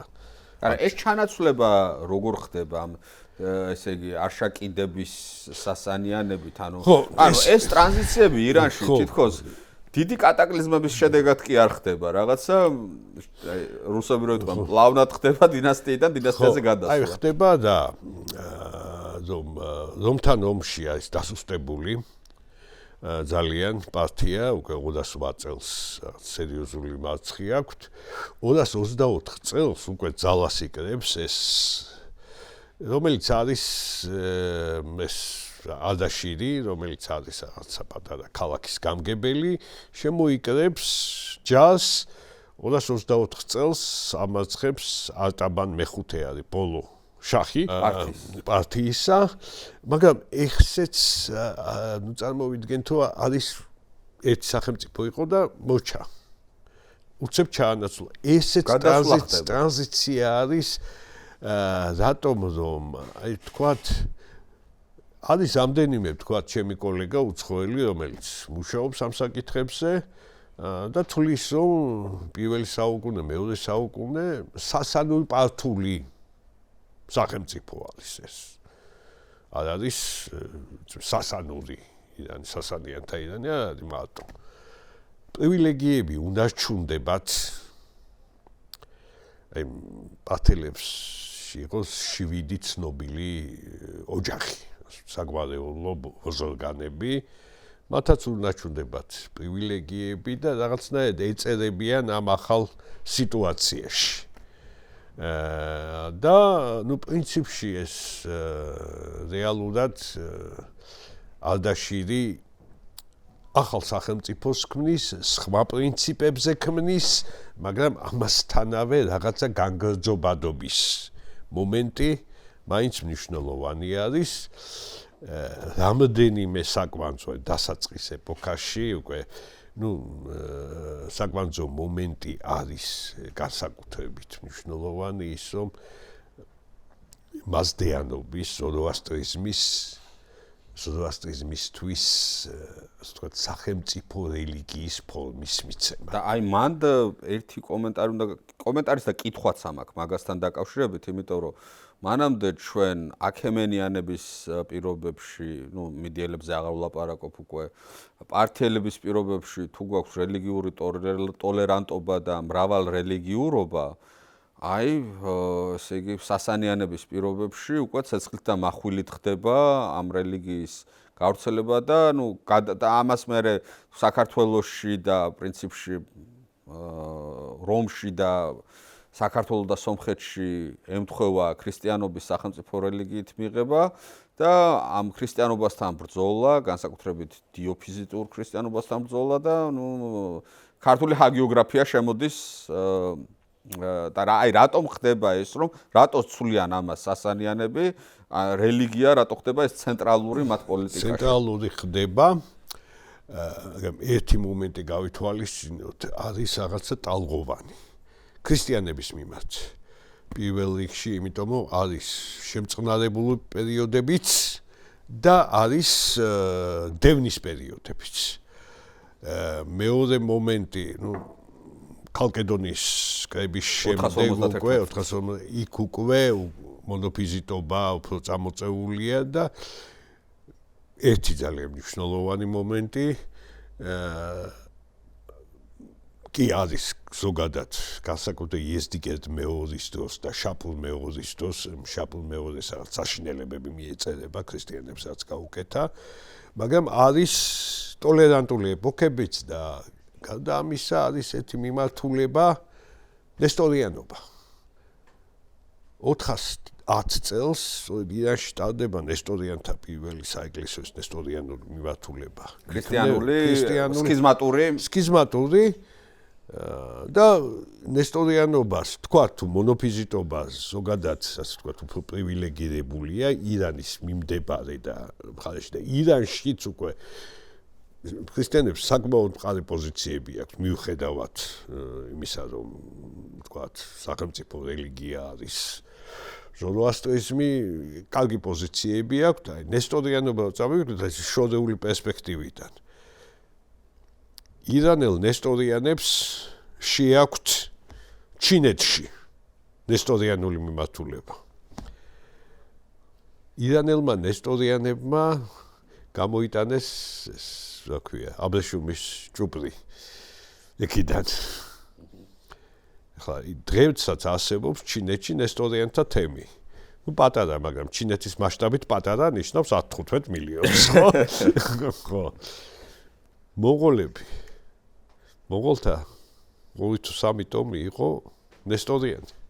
აი ეს ლეგენდა გავრცელებული შემდეგ რომ ქრისტიანები მოდიან და რაღაცა, ამას რაღაცა მცირე, მაგრამ საფუძველი ჰქონდა. აი ირანიდან გავრცელებული ქრისტიანობა, ხო? აი ესეთი ფაბულა რომ თქვა თუ იქნება მართალი. ანუ მანამდე დასავლეთს თუ თქვათ ბიპოლარულად შევხედავთ სამყაროს, დასავლეთი ჯერ იყო საბერძნეთი, მერე იყო რომი და საბერძნეთისა და რომის პირობებში მეოთხე საუკუნემდე საუბრობ. დასავლეთს არ ჰქონდა იდენტობად აღებული რელიგია. ქრისტიანობის მიღების შემდეგ დასავლეთი იდენტობად იღებს რელიგიას, ანუ დასავლეთი ნიშნავს ქრისტიანობას და აი სასანიანთა შეცვლილი პოლიტიკა რომ ისინი სწორედ აქცენტს რელიგიაზე აკეთებენ და ქრისტიანთა დევნაზე ხომ არ არის პასუხი რომში ქრისტიანობის გაბატონებისა თან ეს იმ პირობებში როცა ნესტორიანობას არ დევნიან და პირიქით აი მონოფიზიტობას ახალისებენ ქალკედონის კრების შემდეგ, იმიტომ რომ ესე ქალკედონის კრებაზე რომაულ სამყაროში გაიმარჯვა დიოფიზიტობამ. იბერიაც დიოფიზიტური არის, ქართლი დიოფიზიტურია, კოლხეთი დიოფიზიტურია, ანუ აღმოსავლეთ დასავლეთ საქართველოს დიოფიზიტურია. ამას ებრძვიან, მაგრამ არ ებრძვიან მონოფიზიტობას, რომელიც არის სომხეთში, რადგანაც ცდილობენ შექმნან ანტირომაული ქრისტიანული ღერძი აი ამ მოსაზღვრე ტერიტორიაზე. შეიძლება ესე დავახასიათოთ სასანიანების რელიგიური გეთანხმებით, უბრალოდ ორი სამყარო უპირისპირდება ერთმანეთს და იდეოლოგიური დაპირისპირებას ესაჭიროება იდეოლოგიური გამართლება ამ შემთხვევაში. ქრისტიანული დასავლეთი უკვე შემდეგ აღმოსავლეთ რომის იმპერიაზე შეგვიძლია ვილაპარაკოთ და მაზდეანური აღმოსავლეთი, რომელიც დასაშვებად მიიჩნევს იმის არსებობას, რაც იდევნება რომში. და აი წარმოვიდგინეთ უკვე თქვათ მოგვიანებით ისე სხვასაკითხს უბრუნდები მე, მაგრამ აი რეგიონი ახლო აღმოსავლეთისა, თქვათ დღევანდელი ერაყი, სირია, თქვათ აი საკმაოდ სლადო წარმოვიდგინოთ ეს რეგიონი თურქეთის ნაწილი. ეს იყო ქრისტიანული, რომელიც მუდმივი ქიშპის ასპარეზი იყო, ხო, ირანსა და რომს შორის. ქრისტიანული იყო, ოღონდ ხშირ შემთხვევაში ეს იყო წვალებლური მიმართულებები. გინდა ეს ნესტორიანობაზე, გინდა მანიქეულობას დავბრუნდები ახლა, ეს ქრისტიანობა თქმა უნდა არ არის, მაგრამ ძალიან საინტერესო მოვლენა არის. და ნუ თქვა არიანელობა და ასე შემდეგ, ხო? ძალიან ბევრი და აი ეგ შემდეგ ძალიან სწრაფად მოხდა და ადვილად ისლამიზაცია ამ რეგიონის, მაგრამ ეს რეგიონი იყო ქრისტიანული. ეხლა თუ ირანის სიტუაციას დაუბრუნდებით, ირანი ცდილობს ჩვენ სასანური ირანი ცდილობს მაზდეანობის პოზიციების გამაგრებას, ეს სახელმწიფო რელიგია მეორე მობედან მობედი არის მეორე ფიგურა სახელმწიფოში. კადირი იყო ასეთი ძალიან საინტერესო მისი ასე ვთქვათ, კლეში გამოკვეთილი წარწერები არსებობს და ძალიან ასე ვთქვათ, აი რელიგიურ პოლიტიკას და ქვეყნის პოლიტიკას წარმოსახავს, რა მნიშვნელობა აქვს ამას. ცდილობს სომხეთში, ცდილობს ქართლში. ხო, ჩვენ გვაქვს დადასტურებული საგზებლები არსებობს, ცეცხლსათაყვანისმცემელთა ტაძრები არსებობს. აი ეს ქართლის ცხოვრებაშია, მოგუნი მოგუთასა, მოგუეთო, რაღაცა ზუსტად ფრაზა არ მახსოვს, მაგრამ მოგთა მომენტი ძალიან მნიშვნელოვანი არის, ხო? აი ვახტანგ გოლგასალიც კი ანადგურებს რაღაც საგზებელს და იმის ადგილას ქრისტიანულ ეკლესიას აშენებს, მაგრამ ერთი მომენტი აქ უნდა გავითვალისწინოთ ალბათ მაინც მაზდეანობა არ არის ქრისტიანობისგან განსხვავებით და მოგვიანებით ისლამისგან განსხვავებით ეს არ არის მაინც უნივერსალური მოწოდების რელიგია. ანუ მაინც უფრო ასე ვთქვათ ჩაკეტილ სივრცეში არის ეს რელიგია, როდესაც ქრისტიანობის და ისლამის თეორიული მიზანი ან თემსოფლიოში გავრცელება, ხო? თეორიული ასეთი მიზანი მაზდეანობას არ აქვს. მაგრამ არის სხვა მომენტი, მივედექი ეს ძალიან საინტერესო მოვლენას მანის მოძრაობას, მანიქეველთა მოძრაობას. დღესაც არის ასეთი ტერმინი მანიქევლური მითი. ანუ ხშირად ამბობენ, ეს თითქოს გამოხატავს, ვინც ჩვენთან არ არის, ის ჩვენი მტერია. ანუ რაღაცა ასეთი, მაგრამ დაახლოებით ეს ფლად სუსტად ვერ ასახავს. მანი მოწყარი, ესე იგი, ძირითადად შაპურ პირველის დროს მოღვაწეობდა. ეს იყო სადღაც შუახანები მესამე საუკუნისა და აშაკიანი იყო თვითონ ერთ-ერთი შტოს ეკუთვნოდა ეს ადამიანი და პართელი. ეს მისი იდეა იყო, რომ სამყარო არასრულყოფილია. იმიტომ რომ სამყაროს შექმნისთანავე ბოროტმა იძალა კეთილზე და ბოროტება განაგებს სამყაროს. ბოროტების დათგუნვა შეიძლება, ასე იგი, დათგუნა ბოროტება იესო ქრისტემ, მაგრამ ისიც დროებით. ბოროტების დათგუნვა, ასე იგი, ყოველგვარ ამ ქვეყნიურზე უარის თქმა, ვთქვათ, იგივე სქესობრივ ცხოვრებაზე, ასე ვთქვათ, მაქსიმალურად საკვებისგან თავის შეკავება და ასე ვთქვათ, ძალიან ასკეტური ცხოვრება. ეს ყველაფერი მანიქევლობაში შედიოდა. სხვაჩვენს რაღაცა მანიქევლელთა რაღაც მისი ნაწერები შემორჩენილია და ძირითადად ცენტრალური აზიიდან არის ეს მოპოვებული, მაგრამ მანიქევლობა გავრცელდა სხვაგანაც. ევროპაშიც გავრცელდა. მეტიც ქრისტიანობის ერთ-ერთი მთავარი ფიგურა ნეტარე ავგუსტინე თავდაპირველად იყო მანიქეველი. შემდეგ მოიქცა და როგორც ამბობენ, რაღაც ცნობები არის, შეიძლება ყოფილიყო ერთ-ერთი მანიქეველი მღვდელთ მთავარიც კი.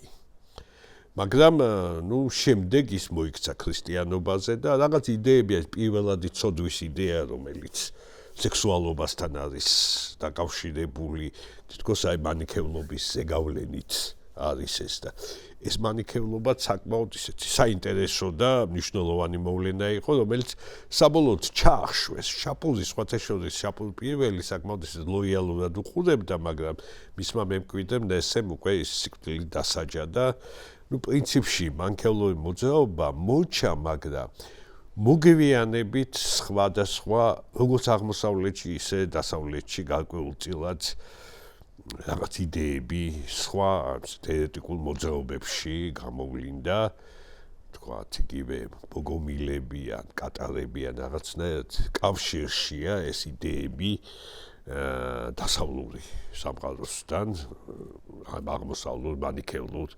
მოძრაობასთან და ამ ხრივად საინტერესო არის მეორე ასე ვთქვათ მომენტი ალბათ მნიშვნელოვანი კიდევ ისევ და ისევ რომთან დაპირისპირება ხო რა ტერიტორიაზე მინდის ეს დაპირისპირება მესამე საუკუნიდან მოყოლებული ვიდრე ესე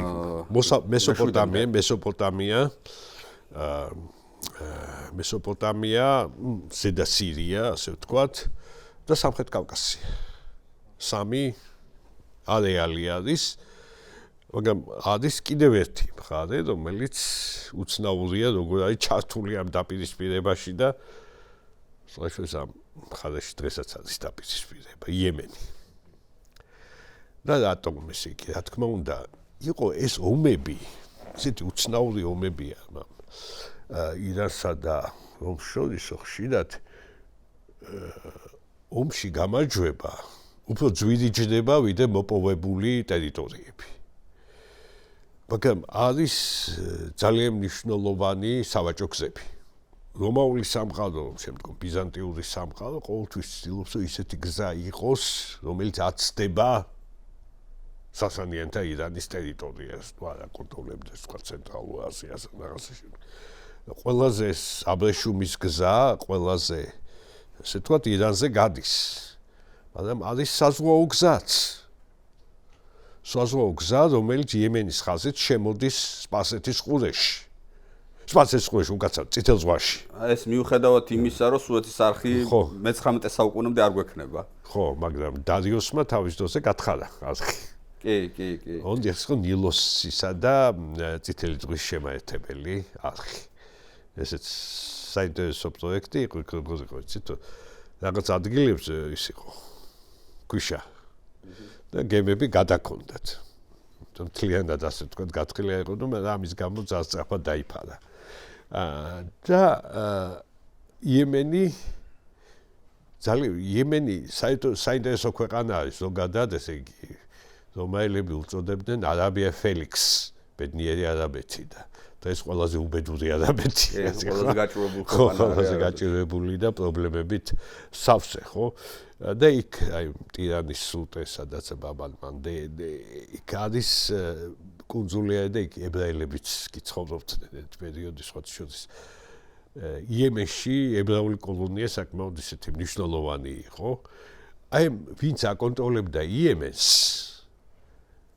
აკონტროლებდა სავაჭრო გზას იმიტომ რომ თუ ბაბელმანდების სრუტე ხო თუ იემენი ის აქვია თუ სასანიანთა ირანი აკონტროლებს საზღვაო გზას კეტავს სახმელეთო გზა რჩება მის ტერიტორიაზე დასავლეთისკენ შესაბამისად უზარმაზარი შემოსავალი რჩება მას ну აი ეს მომენტი იყო და სხვათა შორის აი მე-6 საუკუნეში ძირითადად ირანი აკონტროლებს და ამიტომ ხდება საკმაოდ დაკნინება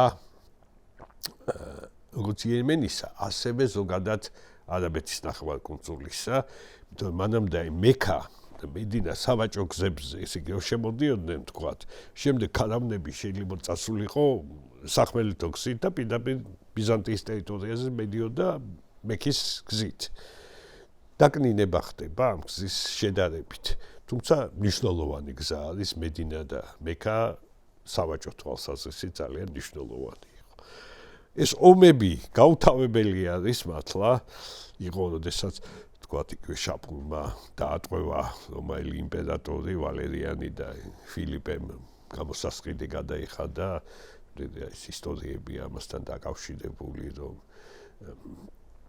როგორ და რანაირად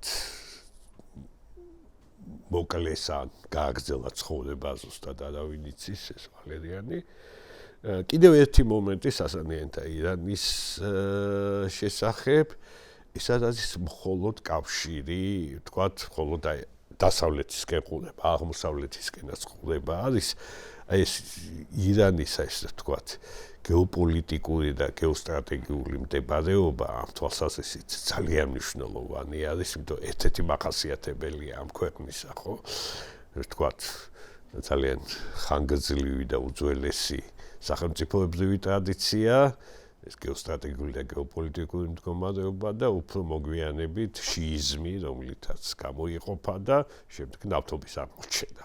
ესეთი შეიძლება ესეთი და აი მაგ კონტექსტში მინდა გკითხოთ, ხა ჩვენ საუბრობდით ბერძენ სპარსელთა ომებზე, საუბრობდით ბერძენ სპარსელ რომაელთა ომებზე, მაგრამ ხა რუკას რომ დახედავ ამ სპარსეთიდან, ირანიდან ბევრად უფრო ახლოს არის ინდოეთი,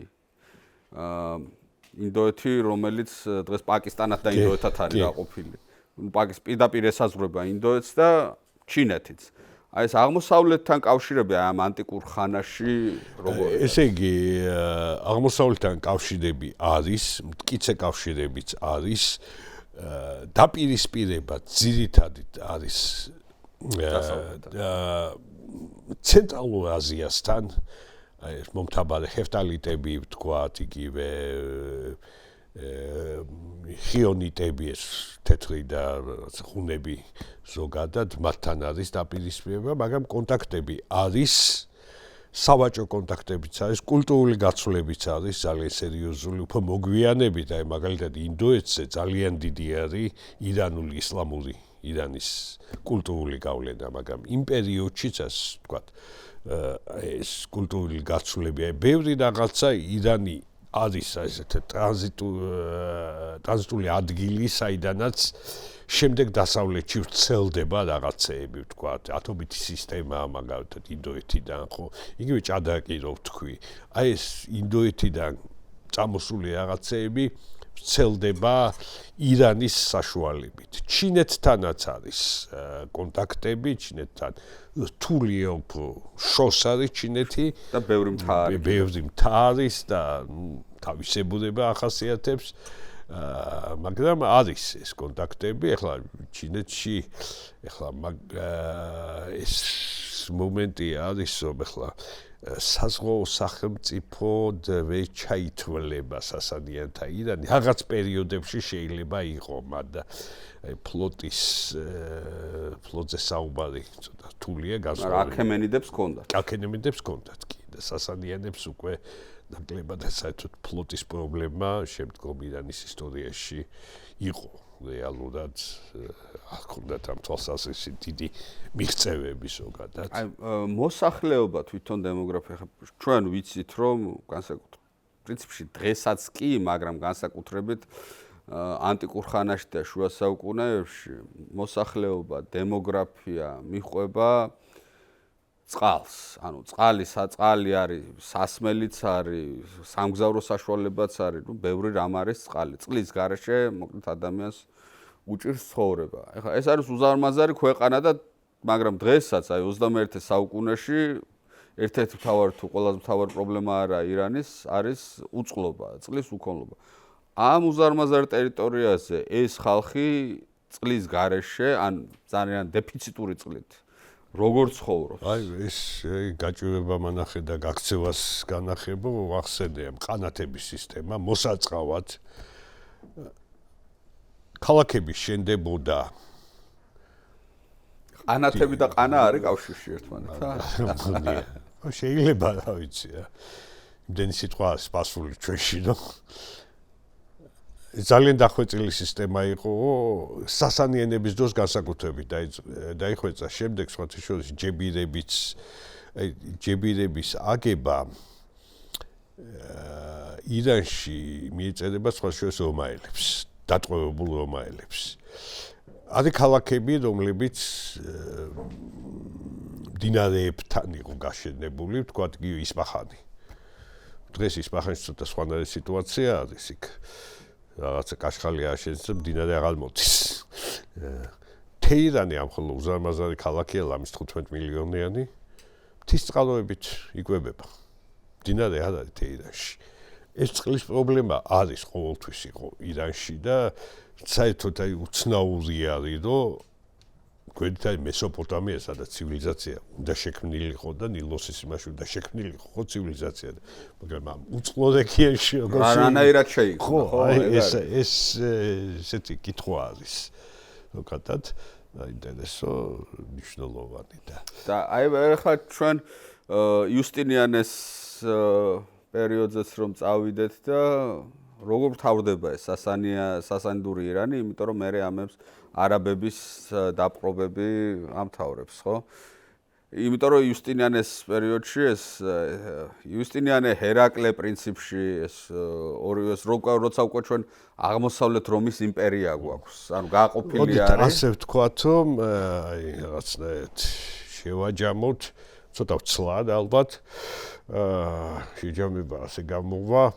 მწვერვალი და დაკნინება. იუსტინიანეს ეპოქა გარკვეულწილად თამთხვევი არის ხოსრო ანუშირვანის ყველაზე დიდი სასანიანი შაჰის მეფობისა მე-6 საუკუნე. და არის ხოსრო ანუშირვამდე კიდევ ერთი მოძრაობა იყო, რელიგიურ-სოციალური და ვთქვათ, მასდაკელთა მოძრაობა, რომელიც საკმაოდ შეალყია ეს სახელმწიფო, იმიტომ რომ ეს იყო მიმართული რაღაცა ბეღლების გახსნა, ვთქვათ, საერთო საკუთრება ყველაფრის, მათ შორის ქალების და ასე შემდეგ და ძალიან ძლიერი მოძრაობა იყო და სწორედ ამ ხოსრო ანუშირვანმა ჩაახშო. დასავლური პოლიტიკა თავდაპირველად წარმატებული იყო ხოსროში, მას მოუხდა ბელიზარიუსთან დაპირისპირება, რომელიც ძალიან ძლიერი მხედართმთავარი იყო და საკმაოდ გამჭრიახი. ხოსრო მოახერხა ანტიოქიის აღება და გადაწვა. შემდეგი, ესე იგი, ეს ასე ვთქვათ, ანტიოქიიდან წარმოვიდგინოთ ხაზი, ეს გადის ლაზიკის ომების პერიოდიც არის, რომელიც მიმდინარეობს გარდამავალი უპირატესობით, ასე რომ ვთქვათ და ნიკახოფერიას სფერო არის ეს რაღაც გავჩერდები. მეფე გუბაზი, მისი მკვლელობა, ვთქვათ, ორიენტაციის საკითხი, აიეტი და ფანტაზიის ცნობილი. აი ეს ეპოქა არის, სწორედ ხოსროს ეპოქა, მაგრამ ხოსრომ სხვა რაღაცები გააკეთა ძალიან ბევრი ჭკვიანური, მაგალითად აღწერა მიწები, შემოიღო სულადობრივი გადასახადი, აღწერა მიწები იმის მიხედვით, ასე ვთქვათ, რამდენ დოვლათის თვალსაზრისით გადასახადები ასე შესაბამისობაში მოიყვანა შემოსავლების შესაბამისობაში მოიყვანა და კიდევ ბევრი რამ ერთი საინტერესო მომენტი კიდევ ხოსროს დროს ხდება ასეთი გუნდეშაპური არის საკმაოდ ისეთი შაპურის მიერ, პირველ შაპურის მიერ დაარსებული ქალაქი, რომელიც ცოდნის ცენტრად იქცევა. ამ პერიოდში იხურება ათენის ფილოსოფიური სკოლა. და ეს ფილოსოფოსები, ბერძნები მოდიან გუნდეშაპურში. ეს იღებს ხოსრო, მაგრამ ბევრი რაღაცა არ მოეწონებათ ბერძნებს, აქ არ მოეწონებათ, თქვათ, მაგალითად, ეს ზოროასტრიული წესი არის მიცვალებულების ღია სივრცეში დატოვება. კიდევ ეს წესიც იყო, აქ ბევრი დავა ამის შესახებ, რომ მამებს და შვილებს შორის ქორწინება, და-ძმას შორის ქორწინება და ასე შემდეგ. აქაც დავა არის, რამდენად არის ეს შვილობილი ხო არ არის ნაგულისხმევი, ამაზე აღარ ჩავუყრდები, მაგრამ საბოლოო ჯამში ეს ფილოსოფოსები ბრუნდებიან უკან. მაგრამ ხოსრო ატანს წერილს თხოვნას კეისარისადმი, რომ იცი რა არის, ძალიან კარგი ხალხი არის და გთხოვო, არ შეავიწრო, ჩემი პირადი თხოვნა არის, ასე ვთქვათ. ეს კულტურული გაცვლების მომენტიც, ასე ვთქვათ, არის ამ შემთხვევაში. ხოსრო ანუშირვანის შემდეგ უკვე სოსტება ირანი, მაგრამ არის პერიოდი, ასე ვთქვათ, იქ ჩამოგდება რაღაც შახების შემდეგ თავიდან ასვლა ტახტზე. ხოსრო მეორე ფარვიზი არის, ფარვიზი ნიშნავს გამარჯვებულს. მე-7 საუკუნის დასაწყისი არის უკვე დაბადებული არის მუჰამადი, 570 წელს დაიბადა მუჰამადი. აქ რა ხდება, რომ ბიზანტია არის დასუსტებული. და თითქოს ცდილობს ფოკა ჩამოაგდებს ყოფილ კეისარს, რომელიც ახლობელი არის და კავშირში არის ხოსრო ფარვისთან და ხოსრო ამის შურის საძიებლად გაემართება ბიზანტიის ტერიტორიებისკენ და ის იღებს ანტიოქიას, ის იღებს იერუსალიმს.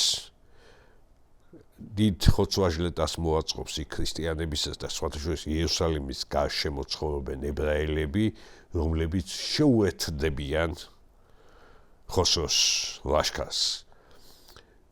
შევა ეგვიპტეში და ეგვიპტეც ემორჩილება მას. მეტიც იერუსალიმიდან მოაქვს მას ქრისტეს ჯვარი და ქტეზიფონში. და სასანიანთა იმპერია თითქოს უზარმაზარ მასშტაბებს აღწევს. ამ პერიოდში ხდება ერთი საინტერესო მოვლენა კიდევ. არაბები მარტო არაბეთის ნახევარკუნძულზე არ ცხოვრობენ. ცოტა ესე თქვა, რომ წარმოვიდგინოთ დღევანდელი ერაყის სამხრეთში და სადღაცა თქვა იორდანიის ნაწილშიც ცხოვრობენ და ეგეთ წოდებული ბუფერული სახელმწიფოები აქვთ შექმნილი ღასანიდების და ლაჰმიდების სახელმწიფოები, ორივე ქრისტიანულია. მონოფიზიტური. ლაჰმიდები სასანიებებს ემორჩილებიან, ღასანიდები ბიზანტიას ემორჩილებიან. რაღაც არ მოეწონებათ ლაჰმიდებს და აუჯანყდებიან სასანიანებს. 611 წელს არის ცნობილი ბრძოლა ზუკარის ბრძოლა, რომელშიც გაიმარჯვებენ არაბები. დიდი არაფერი ბრძოლა არ არის, მაგრამ ფსიქოლოგიური თვალსაზრისით არის ძალიან მნიშვნელოვანი. იმიტომ არაბები, რომლებიც მანამდე არავინ იყვნენ, უცებ იმარჯვებენ თავიანთ ბატონებს. რამაც შემდგომში ბევრი რაღაცა, ასე ვთქვათ, ფსიქოლოგიურად შეცვალა არაბებში. მაგრამ ძლიერი არის სასანიანთა ირანი და ჰერაკლე კეისარი იწყებს, ასე ვთქვათ, ფიქსი მის შესახებ როგორ უნდა აღადგინოს ვითარება. ფული არ არის და ამიტომ, ასე ვთქვათ, ეკლესიის ქონებას იყენებს ჯარის შესაქმნელად. ჰერაკლე ხაზარებს უკავშირდება თბილისში შემოსვლა ეს ხაზარების ალყა და ასე შემდეგ. ჯიბრუხაკანი და ასე შემდეგ. აი ამ კონტექსტში არის და ძალიან წარმატებული არის ქტეზიფონშიც. შევა დაიბრუნებენ, ასე ვთქვათ, ქრისტეს ჯვარს დაიბრუნებენ ბიზანტიელები, მაგრამ აი ორივე იმპერია თითქოს და ძალა გამოცლილი არის. ერთმანეთს ასუსტებენ. ერთმანეთს ძალიან დასუსტებულები არიან ორივენი და შიდა სიტუაცია ირანში ძალიან რთული არის, იმიტომ რომ დინასტიური პრობლემები არის. იქ არის რომ აუცილებლად წესი არის ასეთი, რომ აუცილებლად უფროსი ვაჟი უნდა ავიდეს, თუ არ არის ეს მოკვდება უფროსი ვაჟი, მაშინ აუცილებლად საგვარეულოდან უნდა იყოს, ოღონდ დაიჩიონ. ასე ვთქვათ და აი ამის შემდეგ ხდება უცნაური რაღაცა, რამდენიმე თვით ორჯერ ქალებიც არიან სამეფო ტახტზე. ესეთი მომენტიც არის და 628 წელი არის უკვე და უკვე იქ არაბეთის ნახევარკუნძულზე დიდი ამბები ხდება, ბევრი რაღაცები იცვლება და მუჰამადი კვდება 632 წელს უკვე დაწყებულია არაბთა, ასე ვთქვათ, მობილი ლაშქრობები გარშემო, მაგრამ აი მუჰამადის შემდეგ უცხე ინტენსიურად იწყება არაბთა შესვლა ახლო აღმოსავლეთში, ამ შესვლის შედეგი ხდება სასანიანთა ირანის სრული განადგურება და ბიზანტიისთვის დიდი ტერიტორიების წართმევა. სანამ დავასრულებთ ბოლო აკორდად, მაინც ისევ ქართულ კონტექსტზე გავაკეთოთ აქცენტი, სულ რამდენიმე წუთით. ესე იგი, თუ სწორად მესმის ეს მე, როდესაც ქრისტიანობის მიღება ხდება სახელმწიფო რელიგიად მე-4 საუკუნეში ჩვენთან, ეს ბუნებრივია ხოლმე, ახლა მოქცევა ქართლისა ყველაფერი ვიცით, მაგრამ აი ბიპოლარულ სამყაროში ეს პოლიტიკური არჩევანი არის იმ შემთხვევაში, რაც იყო დასავლეთი რომის სასარგებლოდ, პრინციპში ეს რომიდან შემოდის ქრისტიანული რელიგია საქართველოში და ეს შეიძლება იმასაც უკავშირდებოდეს, თუ ჩავთვლით, რომ არშაკიდების დინასტია არის მაშინ ქართლში, ხოლო უკვე ხოსროიანებად იწოდებიან. შეიძლება უკვე ხოსროიანებად იწოდებიან. მაგრამ აი ეს ინგლისურ სიტყვა რო არის realm, ანუ ირანული სამყაროს შიდა დაპირისპირების კონტექსტშიც შეიძლება განვიხილოთ ის, რომ აი მირიანი გამოეყოფა სასანიანებს და აი ორიენტაციას აირჩევს, რომელიც თქვათ აი მირიანის სპარსულ, უბრალოდ ირანული სახელით მიხრან სპარსული სახელი. ხო, მე მგონი სადაო არ არის ეს ამბავი და შემდეგ უკვე აი ლაზიკის ომების დროსაც ეს დებატები როცა ხდება გუბაზის მეფობისა და აიეტი ფარტაზის